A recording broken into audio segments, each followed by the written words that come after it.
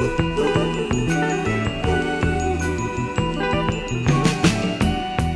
can say goodbye. No, no, no, never can say goodbye. Even though the pain and heartache seem to follow me wherever I go. Though I tried to hide my feelings, they always seem to show. Then you tried to say you're leaving me, and I always have to say no. Tell me why. Is it so that I never can say goodbye? No, no, no, never can say goodbye. Every time I think I've had enough, I start heading for the door. There's a very strange vibration that pierces me right to the core. It says turn around, you fool. You know you love me more and more. Tell me why. Is it so? Don't wanna let you go. I never can say goodbye, girl. Ooh, baby. Buy this car to drive to work to pay for this car. Buy this car to drive to work to work. Welcome to Yellow Brick Road. I am Jordan, and today I'm already laughing because you can see the title. But all right, the main point is to find out if Kyle is still in the dick riding business of Democrats. I'm actually just curious what he says here. I don't know exactly where he's going to go. This title is crazy, but first, let's look into some other stuff, shall we? And also, please check out the description box. Charity donations, Discord, joining links. I'm in that Discord right now. And obviously, all these sourcing. Please take advantage of the description box. All right. As you can see here, American real estate developer Steve Witkoff may step down from his position as Trump's special envoy to focus on private business interests. Middle East Eye reports, citing sources. His potential departure could raise questions about Washington's commitment to remaining actively engaged in the next stages of Trump's quote-unquote peace initiative. And as you can see, things have been going splendid. Yeah, my nose is all stuffy. Fucking 9 Palestinians killed already. Israel cutting off half the aid already. And obviously, Hamas is committing public street executions of people. I guess opposition groups. Everything's going as planned, right? It's exactly how we wanted this to go down. And hopefully you remember, I forgot to put this tweet on the screen. Let me find it real fast. You remember this right here. This is like right after the whole summit thing. Rearming, instituting themselves as a Palestinian police force. Just back up. Of Hamas rearming, instituting themselves as a Palestinian police force, shooting rivals. What is your message to Where they are Hamas? standing because they do want to stop the problems, and they've been open about it, and we gave them approval for a period of time. For public You have executions? to understand, they've lost probably 60,000 people. That's a lot of retribution. They've lost 60,000 people, and the ones that are living right now were, in many cases, very young when this all started. And we are having them watch that there's not going to be big crime or some of the problems that you have when you have areas like this that have been literally demolished. You know, you have 2 million people, and probably it'll be less than that, but you have close to 2 million people going back to buildings that have been demolished.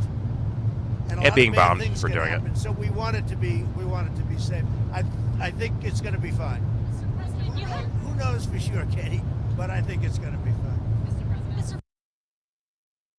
As you can see, people going back to their broken homes have been shot and killed already. When he says Hamas needs to, police their own people and, quote unquote, de-radicalize the area. Of course, in devil worshipping terms, that means public street executions, obviously. And that's not me defending the guys that are being shot, like as like they probably have done their own dirt.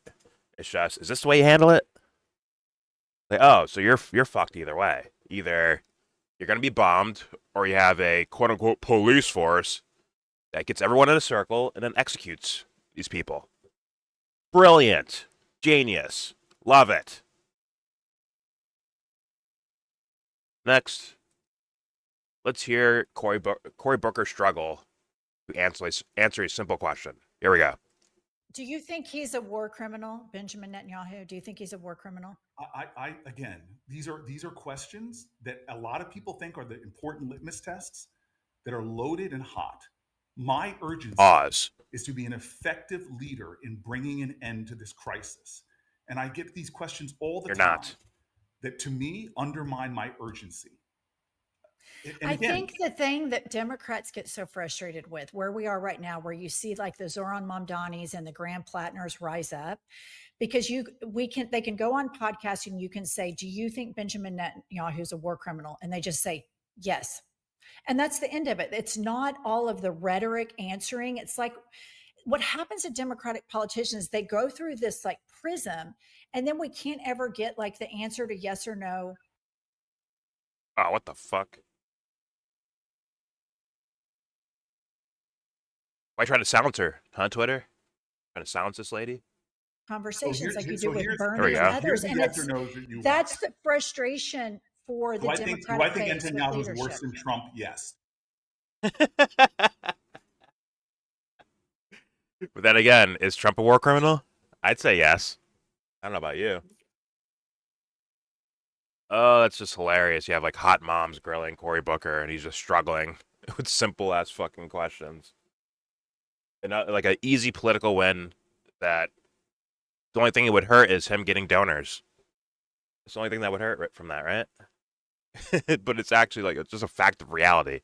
If you've been paying attention to at all what's happening over there in Gaza and in other places like Lebanon, Syria, Iran, all over the fucking place. West Bank. But you know, hopefully Kyle made a video about that incident and said, Cory Booker, you're trash, you suck. But I still think he would say, listen, when it comes down to it, you got to vote for him over whoever his Republican opponent would be. You got to go vote for Cory Booker, is what I think Kyle would say, which is just disappointing. But let's continue. Now, apparently, there is a some leaked transcripts of a Telegram group chat. I'm not really doing this to scorch these guys. It's more so, well, whatever. It's less about what they were saying. I guess they were saying some racy stuff. You know, like how to properly say the N-word. How to hey, do we put them in ovens or not? Do we gas them now or later? You know, shit like that. Which is just dumb fuck kid shit posting, boring ass shit, right? But at the same time, I have to bring up the pictures and be like, look at them. This is what I keep saying. Look at them. You can tell. Look at them. Dweeby little fuck faces. The future of the Republican Party. Dweebs. I'm just saying. You know what? I'm such a simp. I will remove the girls from the dweeb conversation, okay? All women are beautiful. But these fuck faces, oh my dear lord. Imagine that being president one day. Look at these fucks. Oh god. I mean, the dweebiest of the dweebiest. Holy fucking shit. This guy's probably from fucking Los Angeles. He's from downtown LA. Puts on a cowboy hat. Because they're trying to trick you, you dummies. These aren't the God-fearing, I love Jesus people. These are fucking idiots. They're here to ruin your government, but I just want to make fun of them for a second. He's one of them too, by the way. Mike Johnson, he's a dweeb too. Super dweeb. But he got enough money to get like, $200 haircuts They're not there yet. They got to work on it. Anyways, let's move on to a more serious story here involving Venezuela. Something very scary in regards to Venezuela. From DD Geopolitics, breaking. The Trump administration has secretly authorized the CIA to conduct covert action in Venezuela, escalating its campaign to remove President Nicolas Maduro. So all those people are like, oh my God, well, Trump does one thing and the CIA works behind his back. Which I'm sure is the case in some instances, but this one is, he's directly telling them to do things. I mean, is there a precedent for this? I mean, there is. There is, for sure. What am I talking about? Of course there is. We've seen what Obama's done, and Bush has done, and Biden's done, and Clinton's done, and all these fucking guys, Reagan. They know. So it isn't something where Trump is separate from the deep state and he's fighting against them. He actually gives them orders in certain cases. And there it is. The new authorities, a presidential finding, allow the agency to carry out lethal operations in Venezuela and the Caribbean, either unilaterally, whatever the fuck, or alongside potential U.S. military action. Oh, good God. It seems like more likely like they'd fund people to go in and like fuck things up, and those guys would do like small like hits, small kills and shit like that. Not of importance, but as far as number of people killed. I mean, we've been funding death squads in South America forever. So this is more so just an open command about it. This comes as Pentagon draws up strike options and continues a large military buildup in the Caribbean, with 10,000 U.S. troops, 8 warships, and a submarine already in place. The authorization was developed under National Security Advisor Marco Rubio and CIA Director John Ratcliffe. Remember when people were saying this is the good CIA guy? Remember that? He's the good CIA guy, John Ratcliffe. Welp. Same old neocon fucking playbook, was vowed to make the agency more aggressive. I mean, in one of the videos, I went over the possibility that Maduro went, I guess through like quiet talks with the U.S. to say, hey guys, come take my oil, come take all my resources. We'll cut in American businesses into the deal. Come on, let's make it happen. And Trump's like, fuck you, no. And that's starting to look more and more like it's bullshit. Like it's bullshit. Here to trick you into thinking of the scenario as what it's not actually, you know? Smoke and mirrors, if you will. And obviously, I mean, people will be like, Jordan, but the New York Times, they hate Donald Trump. Do they? Do they? I mean, these news agencies move like they have a sworn fucking, like a sworn dedication to the fucking neocon, neoliberal, military-industrial complex apparatus. Like, they're just loyal to it, no matter who the fuck is president. So on one hand, they'll say, look, Trump spelt this word wrong. See, look, he spelt it wrong on this letter. Look at that, front page news on New York Times. But in the back pages, Trump's doing a good job blowing up Venezuela. Because they're on the same team, you fucking dummies. Anyways, privately, U.S. officials have been clear. The goal is regime change, obviously. And Marco Rubio, he's such a little fucking dweeb. Send Marco in there. Send Marco in. Give him all the Rambo makeup and gear. Send him the fuck in by himself. I know, he wouldn't make it out of the boat. He'd collapse from all the weight of the gear and sink to the bottom of the fucking ocean. But this is what little dweebs do. They get other people, they get stronger people to do shit for them. Because they're dweebs. Anyways, let's move on to the main event. And once again, this title is fucking crazy. Read that shit. Imagine I did it. Obama unloads on Trump's fascism. Look at that shit. That title's fucking crazy. Yo, Kyle, what's going on? And this looks like Trump, or it looks like Kyle didn't even do this on purpose, bro. That's the weird part. He's like Freudian slipping up and down his title, bro. It's weird. Hey, how much porn you been watching, Kyle? What's going on? You could talk to us, bud. Talk to us, Kyle. What's going on here? And it's like Obama's quote. Oh, imagine I did it. Did what? Unload on Trump's fascism? That shit's crazy, bro. Why are you writing titles like that? What was the other one? The Joe Rogan one? Riding Trump's meat raw, right? Riding Trump's meat raw.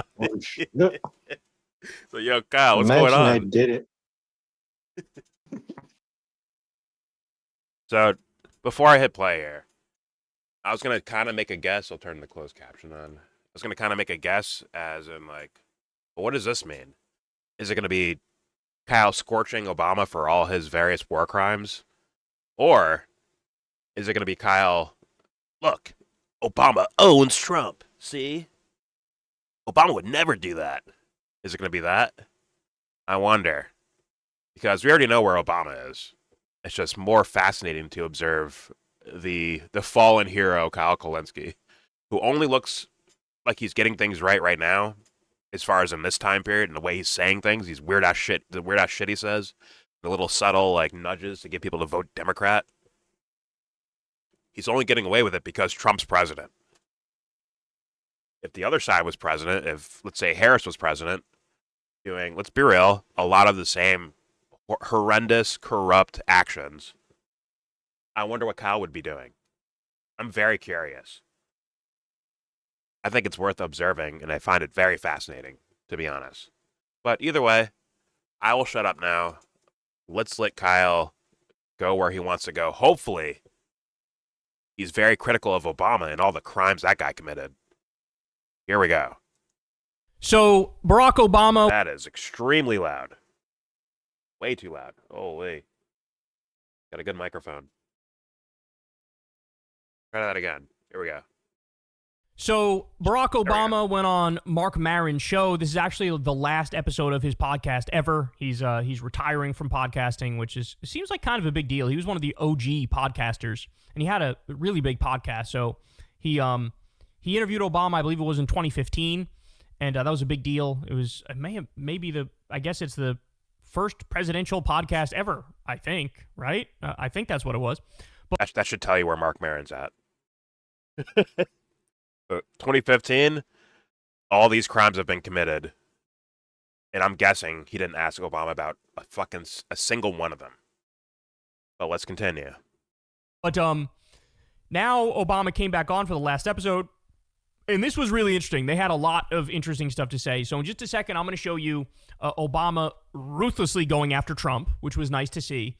And then we'll get to, there's a bunch of other moments that I think are fascinating that deserve their own breakdowns, and we're going to get to all of it. So let's start with this one. Take a look. Happens, in terms of what we're talking about, all the things that you lived through and we lived through, whether we were kids or not. Yeah, I should have the progress that was made. Yeah. Civil rights, gay rights, women's rights, things, policies that were meant to, make an attempt at sort of expanding democratic ideas. Yeah. And you always had this core group of the other side that have been, trying to dismantle this from, since the New Deal. Yeah. But now, and look, the left and people like me, you throw around the words, fascism in relation to authority, just willy-nilly. Right. And you talk about authoritarianism as if it's something that happens everywhere else. And I think right now you have a lot of people who are still locked into this like it could never happen here. But at some point, don't we have to wake up and say, it's happening? Yes. Yes, Mark. That's exactly right. I think there is no doubt. Yes, Mark, that is exactly right. But you should have been saying that 40 fucking years ago. Just being honest, right? That should be said 40 fucking years ago. But instead, this war criminal, Obama, got to skate by. It only looks better now because of the way Trump is running his presidency. Although, Obama did plenty of similar things. Plenty. especially in Trump's first run. Those two administrations look like the fucking same thing, damn near. Like straight up. But yeah. I mean, it's just weird as far as like, you know, like, oh look, Trump shot 100,000 drones in 1 year. That's crazy, right? Obama only shot 50,000. Oh, we're celebrating that, or is that an achievement? What happens when Obama sets the precedents in the first place? Then Trump just went up some as far as number of drones shot, because when Obama was in office, he was the drone king, right? He was smashing records. Then Trump's like, all right, I'll just break your record too. Crazy, huh? Imagine motherfuckers getting on camera and bragging about, he only killed 50,000, not 100,000. It was only 50,000. Yeah, go tell that to their families. Dweebs, fucking losers, bro. Anyways, here we go. It's happening. Yes. Yes, Mark. That's exactly right. Been I happening. think there is if you no want to say that word. doubt that a lot of the norms, civic habits, expectations, institutional guardrails that we had, that we took for granted for our democracy, have been weakened deliberately. I don't think they're destroyed, but I think they have been damaged, and they've been systematic about it. When I used to travel around the world, God, this guy. this is back when democracy promotion was still bipartisan, right? Yeah. George Bush was for it, Bill Clinton was for it, Yeah. I was for it. I wouldn't say that, bro. I Oh, don't think correct him. George W. Bush was for democracy. He was for regime change Wait. wars. Marco Rubio. Wait. You're saying is Kyle saying that Bill Clinton and Barack Obama are for democracy, but George Bush isn't? That's what he's like. Oh, hold on, Obama. I'm not going to let you sit here and lie to us, okay? George Bush was not for democracy, okay? It's like, yo, these guys did all the same criminal things. The NSA spying. Is Edward Snowden allowed back in the U.S. all of a sudden, Kyle? Huh? The spying on its own citizens, the ramping up of the powers of the intelligence community and the police forces, all being ramped up. Under Obama, under Clinton, under Bush, under Trump, under Biden. Holy Christ, dude. Hey, man, I don't think George Bush was. Like, he is, like, wow. That is impressive. Very impressive. Like, impressively, like, wow, you lost your way, huh? Didn't you, pal? All right, here we go. Was for democracy. He was for regime change wars. Marco Rubio apparently was for it, right? Obama So- did regime change in That's the several branding, countries. bro. You That's fucking the idiot. branding. Trump is the id of the Republican Party. Deep down, they've always been like this. He's just the one who actually does it and takes it there, right? He's the one who's just naked about it. But the other ones, you're giving them too much credit. Don't give the old school Republican Party too much credit. They also sucked back then. The Iraq War, torture, Abu Ghraib, Guantanamo Bay, wasting $7 trillion, killing hundreds of thousands of innocent people. It wasn't controversial. Barack Obama didn't prosecute the torture. I think the famous quote is, we torture some folks. And because there was no prosecution, someone from that era named Gina Haspel ends up in the Trump administration after Obama leaves. You want to talk about regime change? Kyle says, Iraq. It stops there. Yo, what is all the wars with Afghanistan? Remember when Obama was first running for office, Kyle? And he said, Iraq, maybe not the greatest idea, but Afghanistan is a good idea.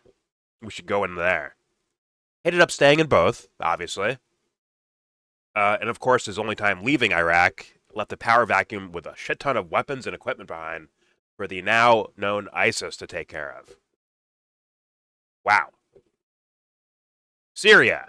I mean, the covert war there was. I'm sure Kyle covered it.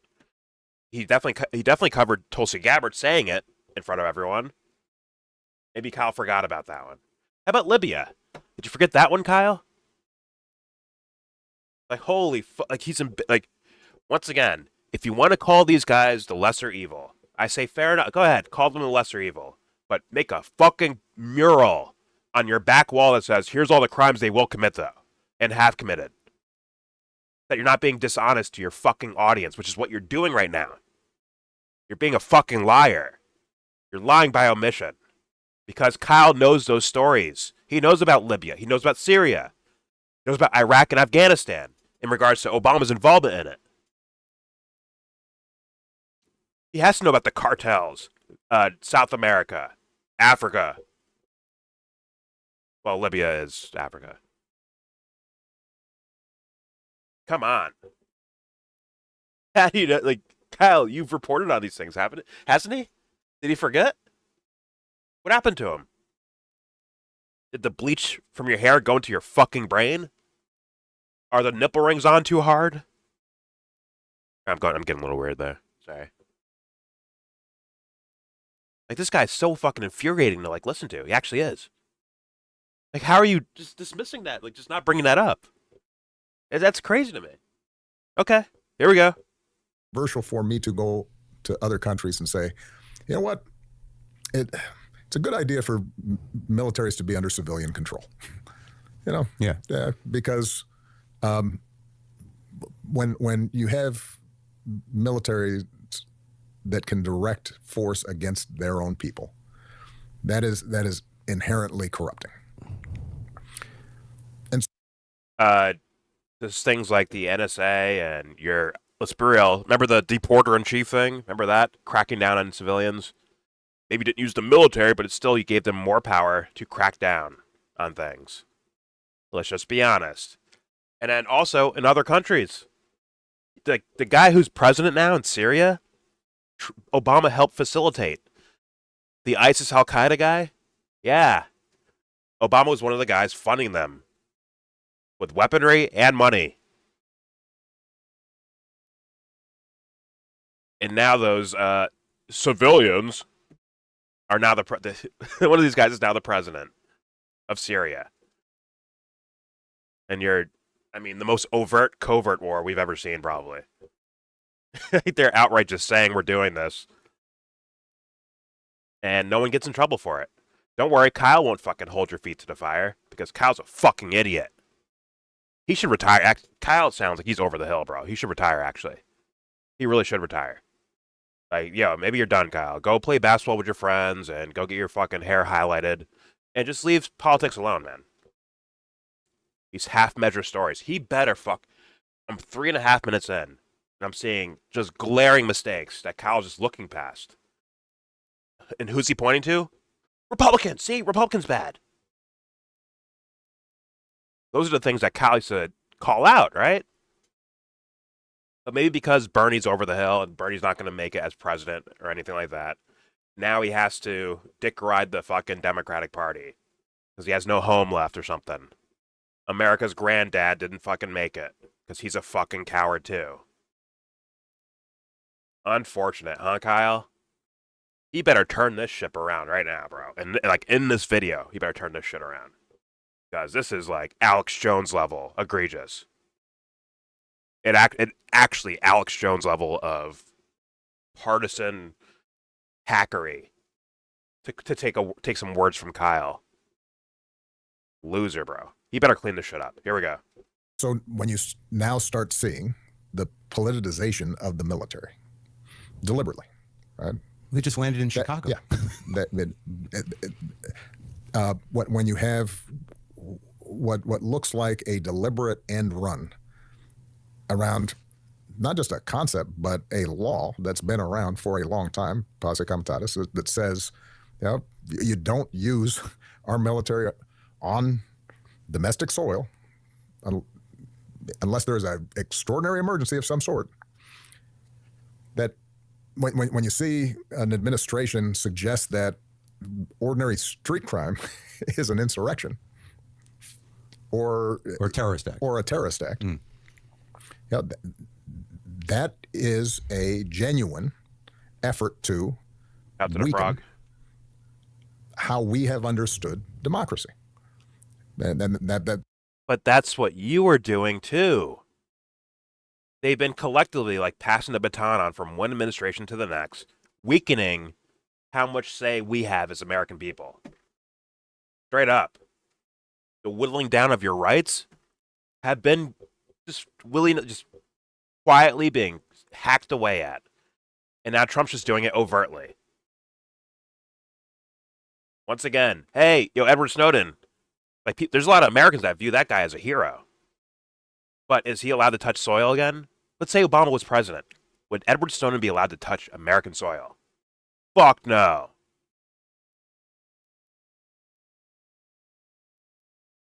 You kept Assange on the outskirts, actually trying to prosecute him and extradite him for most of your presidency, and then dropped it in the last months or something like that of your last year, knowing that Trump was going to ramp it back up. So your government and your intelligence community and your military are doing all these crazy things around the world, Obama. The guy you're commander-in-chief of, right? They're doing all these crazy things. Then the people that call it out are the ones that get in trouble. Now, what does that tell you, audience? What does that say to you? Exactly. Like he was some sort of he was stopping that shit. You could have wrote 10 million fucking laws to stop what Trump's doing right now. But you didn't do it, did you? In fact, you used the same weaponry that he's using. You just did it quietly. With all the ICE patrolling streets and all that shit. Guess what? Trump still hasn't fucking broken his record of deportations. And trust me, those weren't handing out lollipops. All right, guys, you got to leave now. Here's some lollipops and some water and some food. You can take this with you. Here's a first-class flight back to your homes or your home countries. No, it was crackdowns, as in, yo, hide. We got to hide because there's people on the streets looking for us. Holy fucking shit.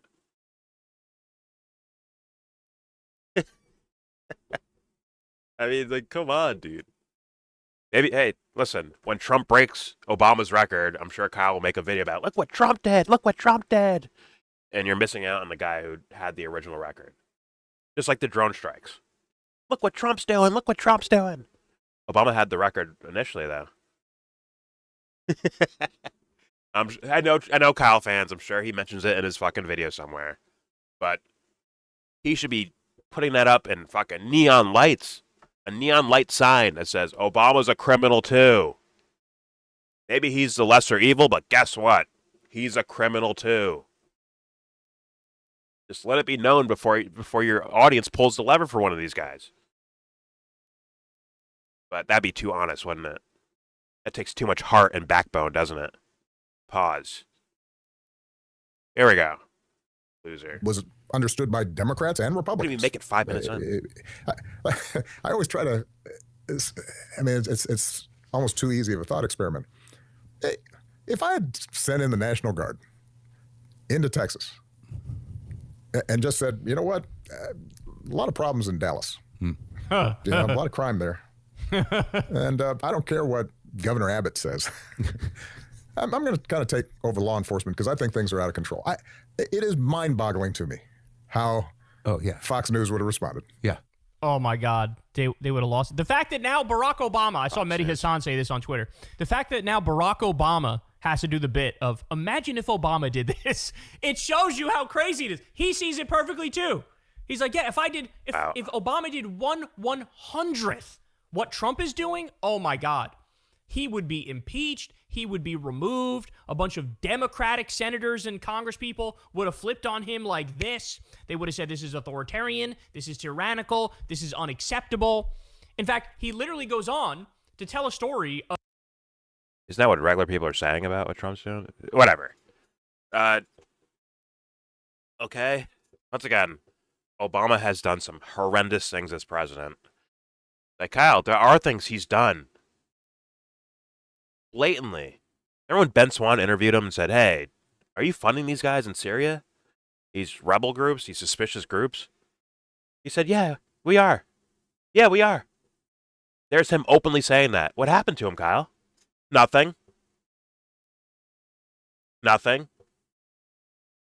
Because MSNBC and CNN will run cover. Apparently you would too. You now would do that, apparently. Can't say I know, but you're sounding that way. But no, there was no pitchforks in the street. Obama's a tyrant. Look what he's doing. Look, he's a war criminal. Only a minority of people were saying things like that. I think you included, Kyle, at that time period. So yeah, he got away with just as heinous shit. But Kyle's out here playing optics with Barack Obama. Playing fucking optics. What would people say if Obama did this? Obama has done shit like this. What are you talking about? What was Operation Fast and Furious? What was that? Giving guns to the fucking cartel? But no, we're trying to track them with these guns. Oh, so what ended up happening? Yeah, we tracked them murdering people. We tracked them doing that. What'd you do about it? Nothing. Oops. Oh, Operation Leave Iraq. What happened? Oh, yeah, we're leaving Iraq. Oh, that's a good idea. Well, I mean, not really. We still have a shit ton of bases.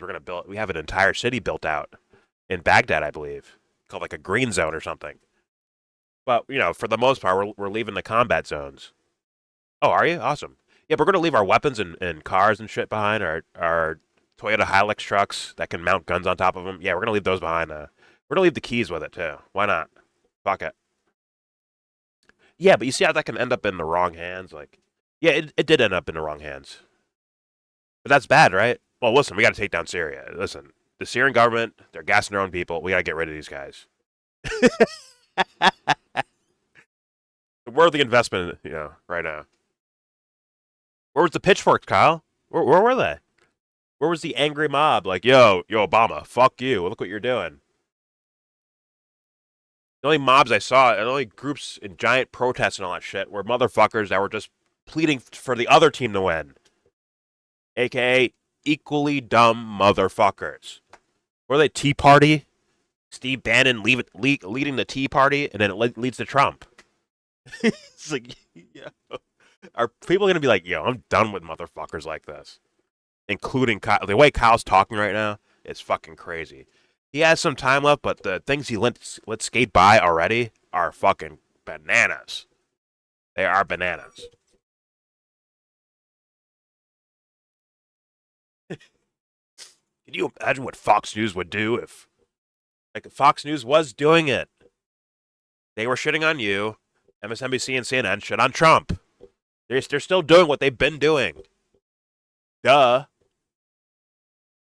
They were calling you a tyrant. They were questioning if you were a fucking American in the first place. Like maybe he's from Kenya. Maybe he's a Muslim. Ever Benghazi? Yeah, people had a field day with that shit. Kyle seems to have forgotten that one. And having one of the warmongers of warmongers as your Secretary of State is insane. Hillary fucking Clinton. It's insane. So yeah, he was doing just as bad things. The mainstream media team fucking thing was going on as it always has been. Except for the Iraq War, they seem to team up on that one. Like the kickoff for the Iraq War, they teamed up on that one. Hey, if you guys question this, you're getting fired. But whatever. All right, let's keep going. Maybe Kyle can save himself, but I think it's a little bit too late, right? I think he missed out on a lot of stuff right there. But maybe he cleans it up. We'll see. Let's give him a chance. Here we go. There were just like routine military drills that were taking place in Texas when he was president that he literally had nothing to do with, because this was the Pentagon just doing their job. Like, they didn't have to run it through him. This was, like, already scheduled beforehand, and they were just doing drills. And you had Ted Cruz and a bunch of these fucking morons go out there and go, Barack Obama's trying to do martial law and Agenda 21 and put us into FEMA camps. What does he do? Yo, Kyle, what crimes did Obama commit that those guys kept their mouth shut about? Because then that might paint a certain picture for people that you don't want them to hear, maybe. Here we go. Then Trump's out there like, how about we do martial law and I put you into FEMA camps? And they go, oh, yes, daddy, let me lick your boot. Like, it's unbelievable. All the shit that Alex Jones said was going to happen is happening. But since it's happening under Trump, he loves it. He supports it. I saw a video of him defending Peter Thiel the other day. Yes, the evil billionaire who's obsessed with the fucking Antichrist, who's building a mass surveillance blackmail system and is building AI weaponry that's being used to blow up Palestinian civilians right now as we speak. That guy, Alex Jones, is fucking defending. So all these people are such cons. They're such frauds. Those guys got contracts under Biden, by the way, as well. But here we go.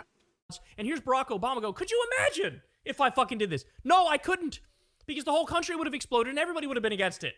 Right? But Trump does it, and his people fucking fall in line. The same people who scream about big government and tyranny and jackbooted thugs, now they love the big government. They love Wow, the Kyle looks so they love smart the next to them, jackbooted doesn't thugs. he? Why? Is 'Cause Kyle it's the targeted lesser at evil? Brown people, it's targeted at black people, and it's targeted at liberals and leftists. All people they fucking hate. Which is why I've been saying now, and you're going to hear me say it a lot more these days, it's time to start talking about a national divorce.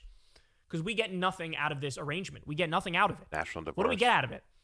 Blue states fucking pay more to the federal government, and red states net take more of the tax money. We pay more of the tax money. And what do we get for it? Invaded?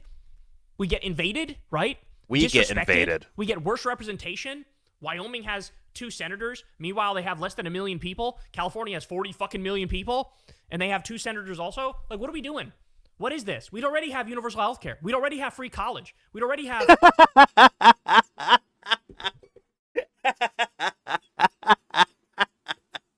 I mean, the balls with Barack Obama sitting in the corner of the screen. Yo, he's on your screen, Kyle. We'd have free healthcare. We'd have free college. Like, yeah. What the fuck? He's calling them freeloaders too, though, right? At the same time, like the Republicans. Like, That's what he's doing. Wasn't it Obama that had the supermajority thing, right? Yeah. Was that him who could have passed actual universal health care? Or he had the opportunity to. He could have strong-armed some of the Democrats that were more moderate.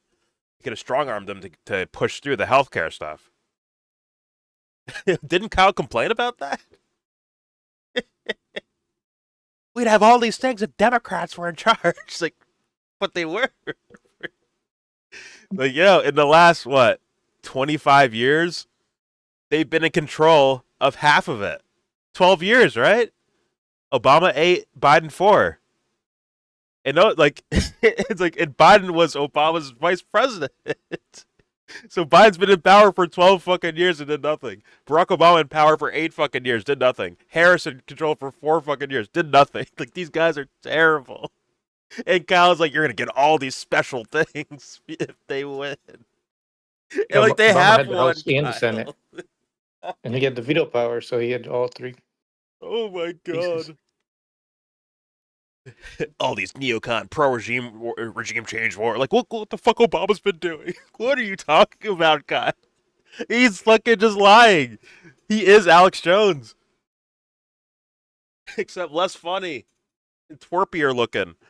That's it. Like, more like tool bag looking. He's making fun of. He said Democratic states are paying into these services and Republicans are benefiting. So he's calling those states freeloaders, which means like he's against the. Are you against the policies or like? Do you care who's the one who gets it? Does that matter? Isn't he one of the guys screaming, "Oh, the majority of Republicans they like the majority of Americans in general love these policies," but it's not happening still. Like, even in red states, they might support something like this or that. That would be like some sort of social program for everyone, right? Just regular people. He's saying, no, we got to leave these red states. because of what Trump or Obama's doing. Does that make sense to you? Like, yo, for the most part, these fools don't represent them, actually. Holy Christ, Kyle. Embarrassing. But let's continue. Okay, let's hear it. Let's hear all the things we would get if Democrats won or whatever. Meanwhile, they have less than 1 million people. California has 40 fucking million people, and they have 2 senators also. Like, what are we doing? What is this? We'd already have universal health care. We'd already have free college. We'd already have money out of politics if it was the blue states of America. You know what I'm saying? Like, this is insane. It's insane. I don't even think he believes it when he says it. Yeah, we'd have money out of politics. It's like, would you? Would you?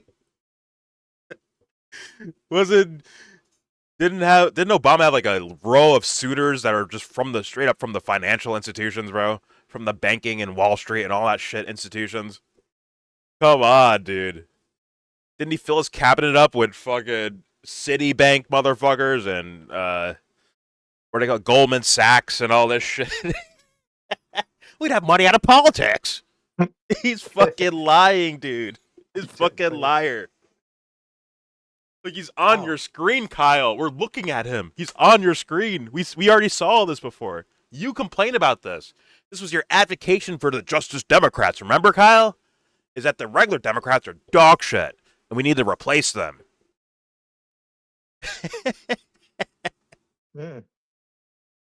Are you saying separating from Republican states and concentrating the power for the Democratic Party even more is going to get you these things? Where you know this guy's going to be one of the voices about it. He's going to be one of the leaders, one of the unofficial leaders. Come on. Like, we saw that didn't he make phone calls behind Bernie Sanders' back to say, hey, guys, don't support Bernie Sanders, support Biden instead? Didn't he do that? Did he get caught doing that, Kyle? Yo. I didn't know that. You don't remember that, dude? Obama was making I phone didn't know calls. He was making phone calls and backroom deal like, hey, guys, don't support this Bernie guy. Yeah. No, I had no idea he did that. Oh, yeah. That fucking I thought happened. he was all in for Bernie and Nah. Barack Obama? Well- No, he fucking wasn't. Oh no! Oh, you're talking about Barack. I thought you meant Kyle. No, not Kyle. No, not Kyle. Kyle definitely covered that story. But Barack Obama was making phone calls to boost up Biden, and I think Obama's the one that convinced Buttigieg and Harris and Klobuchar to fucking leave the race so that all the votes concentrate towards Joe Biden. Yes, I remember that. Yeah. Yeah. But Kyle's like, yeah, don't worry. Just allow more Barack Obama's in charge. I think it'll get better for us. Bullshit. You're either lying to yourself or lying to everyone. Fuck my life, dude. And what is it that they didn't like about Bernie in the first place? The exact things that Kyle was saying. Like that's why they didn't like him, right? That's what the party was against. Bernie's comprehensive social programs are the enemy of the state, Kyle. And guess what? Barack Obama, Klobuchar, Buttigieg, Biden, Harris, they are the fucking state, my man. They don't want that shit. And Bernie's too pussy to push against them.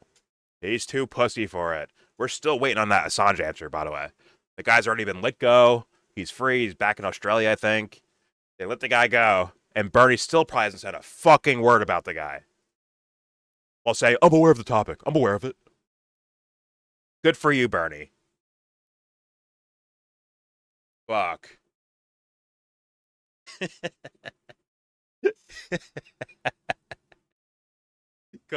Bernie calling it a genocide like a month before they end the thing. Even though it's not really ended. But you know what I mean? Like, on paper ended it. Like a couple weeks before they end the thing. Now he calls it a genocide. Like, good job, Bernie. Good job.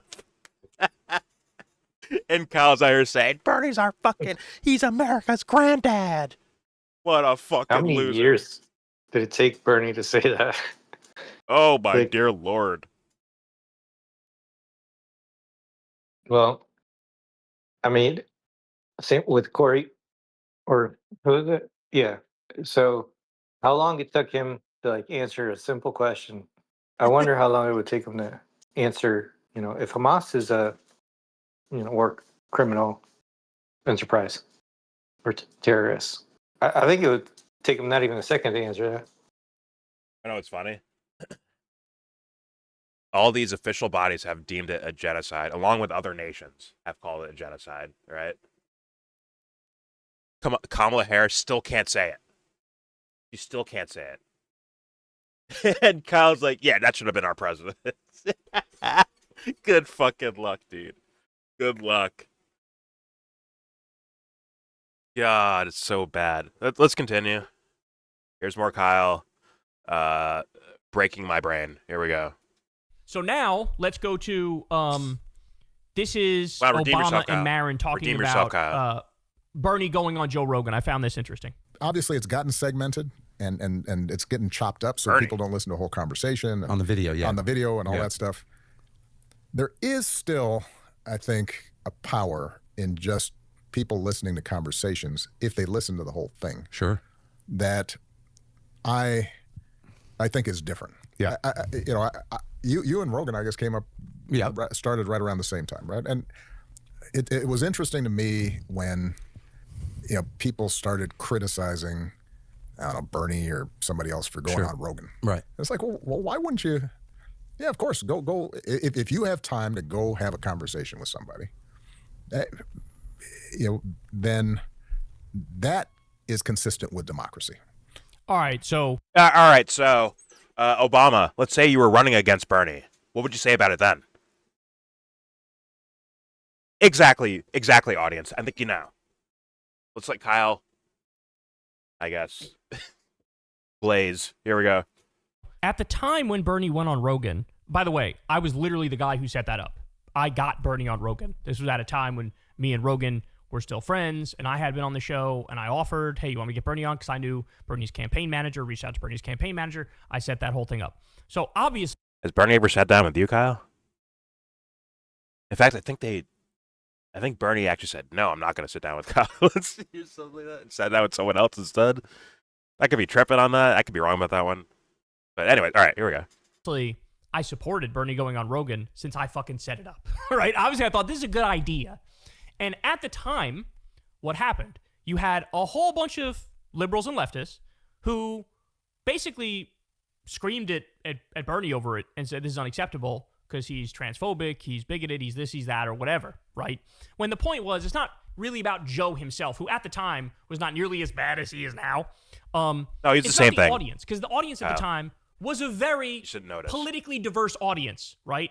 So back then, I had the position and still did. Like, when I look back at it, I don't think I made a mistake by getting Bernie on Rogan. I look at that like, no, that was good. I like that I did that. But here's the thing, and this is where I think Obama misses the mark, and perhaps Mark Maron too, is like, I'm sorry, the 2025 version of Joe Rogan is not the fucking, 2017, 2018, or even 2020 version of Joe Rogan. It's not. It's just not. It's not. I think it is. Yes, maybe he says things leading in a different political position, kind of, but I think it's the same old doofus dumbfuck Rogan. TRT brain Joe Rogan. Same old, like, can't we all just get along type of stuff, and, the tech bro stuff, the anti-SJW stuff, and the intellectual dark web. Remember all that? That was all going on in 2017. Joe Rogan, right? He was having the Ben Shapiro's on every so often. He was having on the Steven Crowders, the fucking whoever, the Weinstein brothers, whatever, the intellectual dark web, right? He was having those guys on, and they were talking about college. Look at these college kids and how dumb they are, and they're blue-haired leftists. We're destroying them with facts and logic. Like, that was like the regular on his show, wasn't it? That wasn't like, right? Because 2016, 2017 time period, right? So, if anything, Rogan's more consistent than you are, Kyle. The whole cultural Trump is anti-SJW, and he says he's going to do this. He's basically just lying about his policy and all that stuff.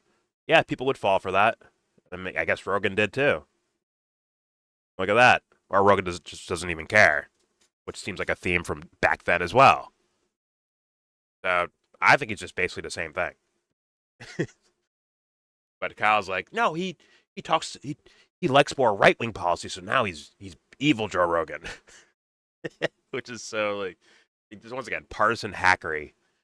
But here we go. Let's continue with the irrational Kyle Kulinski, the genius, man of our times. Here we go.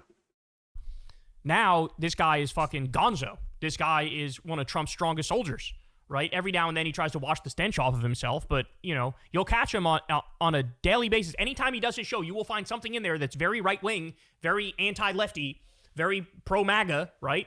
So He sounds now like, Kyle sounds like Cenk Uygur from back in the day. Well, guys, there's a reason why you should like us and not them. See, they're conservatives and we're progressive. That's not a statement or an answer about anything, Cenk. You can't just say that. You can't just say brand names and I'm just going to like you now. Kyle's doing that right now, but whatever. Okay, here we go. I'd say, don't waste your fucking time. In the same way, I'd say, no Democratic politician to go on fucking Rush Limbaugh's show. Why should you do that? The guy's Just a scorch him? fucking hack. He's a liar. All he does is pander to the right. All he would try to do is a fucking hit job. Why not He's scorch not him? He's not interested in engaging conversation and like a real discourse. And so what's the point? Like, it's just, it's masochistic to want to do it. You understand what I'm saying? So I actually I'm trying not to pause the video so much, but I think a lot of people were wrong both times. They were wrong back when they said Bernie shouldn't go on Rogan, you know, in 2019 or whatever the fuck it was. They were wrong then, and they're wrong now when they say he should go on. No, he should have gone on back then, and he shouldn't go on now. That's my take on it. Because back then he was gettable, his audience was gettable. Now he's not gettable, and his audience is not gettable, right? So, I don't know. I just feel like this strategy. Got it. Not people. Not what did he just say? Engaging conversations. I thought you just said that, right? Apparently, it's not about that. It's about getting them. Get them to join us. You little slithering little fucking salesman. You little car salesman. Little fuckface. I don't like. Cal needs to switch. Like, he's already went full midlife crisis look. He needs to go further. Give someone buy him one of those Bluetooth like little headset things. The thing you just put in your ear. So someone get him one of those, so he can complete the cycle of tool bag look. Complete it. You are now complete. Fuck my life. Here we go. This commentary from Obama is a little out of date because it reminds me of you're wearing a suit in your living room, Kyle. Conversations that conservatives were having 3 or 4 years ago when they were like sucking themselves off for having conversations about having conversations, right? And Obama's like, oh, that's what we need. We need to have conversations, and that's how democracy flourishes. And the reality is this. No, the right hijacked the machinery of news and information in this country. Right. And they made it so that everything is chopped up, everything is bite-sized, everything is punchy, everything is sharp, everything is to the point. That's what we need to do. We need to beat them at that game. We need to beat Fox News at their propaganda game, where they are on message 24/7. They are blunt. They are to the point with it. We need to mirror that with being on point 24/7, blunt and sharp with the message. And we need to dominate. You need to dominate TikTok. You need to dominate YouTube. You need to dominate all these outlets. In other words, let's stop pretending like, you know, civil discourse is just casually still a thing in 2025. It's not. They hate us. We hate them. All the fucking cards are on the table. They love fascism. They're going full fascist. We're trying to block fascism from happening. Now's not the time where you fucking hold hands and sing Kumbaya and pretend like everything's okay. It's not. I'm sorry, Obama. It's not 2008 anymore, bro. It's not 2008. To me, engage. Wow. I mean, that is full-blown mask off. Remember the time period, Jesse, when Kyle would say, Obama's not one of us. He's not on our team. Hillary Clinton's not one of us. She's not on our team. Now he's saying, us. Come on, Obama. You know better than that. Come on. We need to work together on this, Obama. That's crazy. Blatant war criminal Barack Obama. Kyle's like, that's one of my teammates. Look at his face. Kind of strange. You know, like that the whole conversation depends on who's in power. Yeah, let me ask you. Like what your aim is should change, right? Like exactly. Sounds weird. Exactly. Let me ask you, Jesse. Who's changed more, Joe Rogan or Kyle Kulinski? Who changed more? Since 2016, who changed more? Since 2016, Kyle's changed a lot more, but Rogan, has mostly been like that since 20. I mean, Rogan's. I don't see a huge shift in Rogan. So he's been he has changed in some perspectives, but mostly he's accommodating to people. And so if anything, like Rogan's change is that he's so known, and so those are his circles of people, and that's just kind of like where he lives in that. Like he's just kind of more separate from people, but like general people. You have to be like famous now to talk to him pretty much. But other than that, like his positions aren't like whatever. Like, it doesn't. Let me put it this way. Um, If Rogan said, "Yo, we need to fight," would the "we" he's referring to mean him and Donald fucking Trump? I don't think so. Not in words, at least. Maybe behind closed doors, he's secretly fucking working for Trump or something like that. I don't know. I can't say I know. But on the surface, the words, if he says, "We need to stand up to this stuff," does he mean Donald fucking Trump? Does he mean me, like my teammate, Donald Trump? But what's Kyle doing? no way. What's No Kyle way. saying? My teammate, Barack Obama. We need to work. Hey, Obama, it's not 2008 anymore, man. We have to have better strategy. We do. We have to have better strategies. That's insanity, bro. With a blatant war criminal that this guy's probably called out on his channel 10 million fucking times for being a war criminal. But then again, if you look back, retroactively look at it, with the hindsight we have now, maybe he was just doing that to boost up Bernie or boost up some other candidate that he likes. Doing the same exact thing. Push the other guys down to boost up my person. So if there was somebody more extreme in the wrong direction, would he then support Trump? Because well, this other guy's worse. So we should go for Trump. So, By his logic, yes. yeah. Like, oh, we have like an actual Hitler or something. So Trump's better. Vote for Trump. You would have to. You would have to. Oh, Listen, it's not my God. first choice, but we have to do. It's just tell us what they're voting for, Kyle. Be honest about it. Tell people what they actually are voting for. Name all the crimes of Barack Obama so that when someone says "we," they know what the fuck the "we" is in that situation. So they understand that when they're thinking about healthcare and school lunches and all that shit, Obama's like, "But I drop bombs, like literal bombs, around the world." Make sure they're aware of that, Kyle. But once again, just get the Bluetooth earpiece and complete the cycle of the tool bag look. Complete it. Here we go. I'm sorry, Obama. It's not 2008 anymore, bro. It's not 2008. To me, It's engaging in a honest It's not conversation. 2008. That's not just yelling, not just trying to score points, but all right, I'm going to take time to listen, and then I'm going to kind of share how I'm thinking about things. Still valuable. That part of it is valuable, and the fact that we can have access to that. How many people in the political landscape are actually interested in real conversations? They're just not.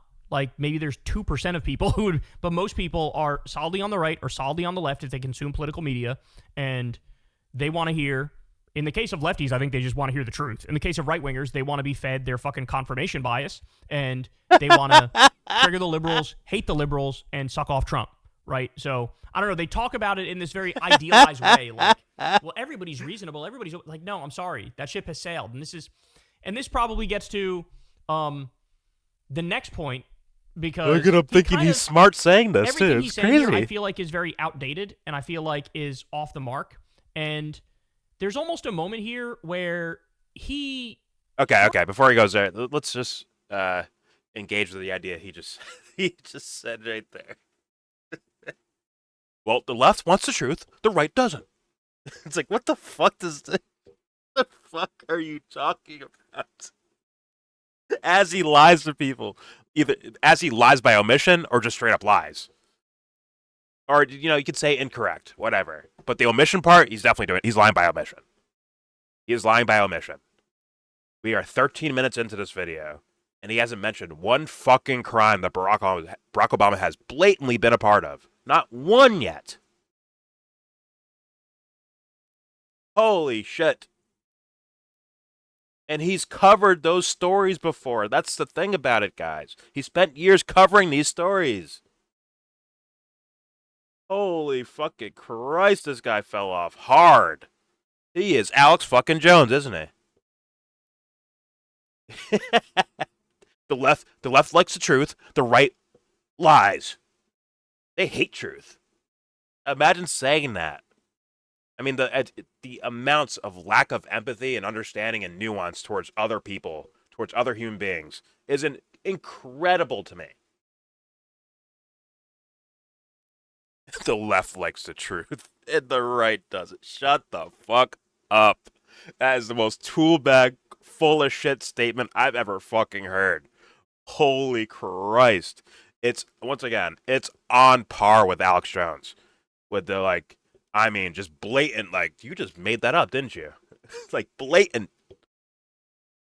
Kyle is now engaging in that. Holy shit, dude. I am wrecked. I'm so happy I'm watching this video. I'm elated. Here we go. And there's almost a moment here where he Incredible. sort of recognizes that. Watch this one. Because part of what also happens is, as you get older, Michelle and I joke about this. No matter how much you want to pretend otherwise, you're starting to get a little out of touch. You're not completely, plugged into the zeitgeist. And it happens naturally. I think that's probably the most incisive thing he said in this podcast. It's true. He is out of touch, right? Like, he was the guy for the moment in 2008. He struck the right nerve, struck the right chord in 2008 and in 2012. And now he just feels a little dated, right? It just feels a little dated, like the sort of intellectual...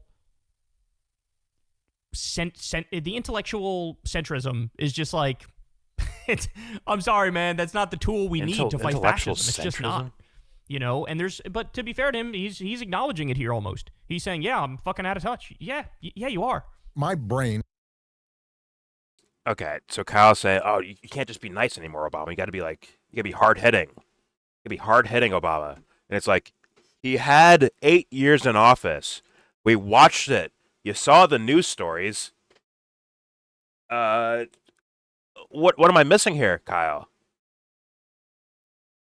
Hard hitting. He's blown homes up, my man. Hard hitting. He's being too nice to them. Look what this guy is accounting for dead bodies across the fucking planet. Isn't he the first one to kill an American overseas? Is he the first guy to do that? Well, like officially on paper, like deem them guilty without a judge or jury, right? Deem them guilty and then kill them, execute them. The death penalty without a fucking trial. Isn't he the first guy to set that precedent? Well, he's the one who had those news articles about drones. I think the drone technology was like ramping up around his presidency, and then they noticed that like over 90% of people were civilians, like accidents or something. So he's like, oh shit, Oops. we're gonna call those guys enemy combatants. Right? Like they defaulted to like anybody that gets killed is called an enemy combatant unless proven otherwise. Yeah, but this was an open, like, we're targeting this exact person, and they were an American. And they killed Alawaki, and they killed his fucking 16-year-old kid. Trump comes into office and kills the fucking daughter. And his first operation, he kills the fucking daughter, too. I think was like 9 years old at the time. Yeah, that's what we're dealing with. And look what Kyle's doing. This is what he's defending right now. I mean, what do I do, Kyle? If Jimmy gets on his shit and scorches you for all this, I can only sit back and fold my hands and say, well. But also, I'll scorch Jimmy too. I'll scorch him on top of it. But yeah, this is embarrassing, Kyle. I mean, you want to bring up things like bootlicking? Good God. Do you remember those 8 years, Kyle? Do you remember those? On every level. Whether it's mainstream front page news shit, or it's fucking conspiracy. Every level, this guy is a corrupt motherfucker during his presidency. Straight up. There's no way around it.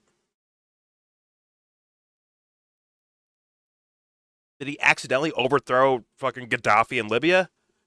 Did he accidentally fund fucking terrorist groups in Syria? Come on.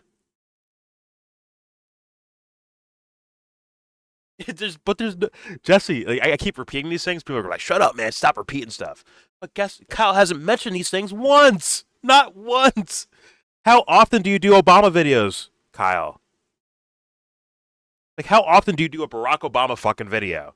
Probably not often, because he's not president anymore for a while now, right? Thus, when you bring him up, you should bring up the whole context of shit you've covered before. But yo, here's what this guy has been a part of. He better fucking do that at the end. He better do that shit at the end of this fucking video. He fucking better. Watch him not. I'm just going to be even more butthurt. But all right, here we go. Doesn't register TikTok. Yeah, mine either. The same way that it does my 16-year-old niece. Right. To be fair to him on this, I really think that the fact that TikTok hit such a chord with the younger Then you're audience, lazy. I really do think that's a symptom of the fact that there's a war on your attention span, right? I just think people who are older generally have better attention spans because we haven't rotted our minds on fucking an algorithm that tries to hook you into like 17-second videos that you can't sit there. God forbid you sit there for a 4-minute video. No, it's got to be 17 seconds or I'm cooked. So I don't even think this isn't the best example of him being out of touch is my point. Like that just means you have a better attention span than the younger people. You got to get a guy to do it for you. Okay. It's not just the technology itself. Yeah. It's that I'm not plugged in. I'm not relating to the cultural, stream in the same way that somebody You're a who's square. We 25 know. or even 35 is. I mean, it's a good point. It's very perceptive because I think if Obama watched my show, I don't think he'd get it. I don't think he would see it the way you guys see it. I don't think he would get the urgency of the moment, and he seems to not get the real urgency of the moment. You know what I'm saying? Obama should be scared to watch your show, Kyle. Fuck, I'm going to hear about the shit I fucked up on if I watch Kyle's video. That's how he should probably be feeling. He's going to point out the shit I fucked up on. Or he's going to point out my corruptions. There's still like a little bit of a calmness to him about it, as opposed to no, we need that like revolutionary spirit in this moment. And I guess it's just not who he is. All right, but I still got more for you. So now let's get to this is their like commentary on the last glossy election. glazing a lot little of fuck face postmortem video, about isn't it? Democrats and progressives, and I saw, your stand up where you said, somehow we figured out how to be so annoying. We annoyed the average American into fascism. Yeah, which cracked me up because I wasn't as funny about saying this, but even 4, 5, 6 years ago, I'd say you can't just be a scold all the time. You can't constantly lecture people without you have acknowledging no that you've got some room blind spots too, and the life's to messy lecture. And so the vulnerability, I think, comes in saying, all right, I've got some core convictions. I've got beliefs that I'm not going to compromise, but I'm also not going to assert that I am so righteous and so pure and so insightful that there's not the possibility that maybe I'm wrong on this. sure. But that's what they do, bro, and they win.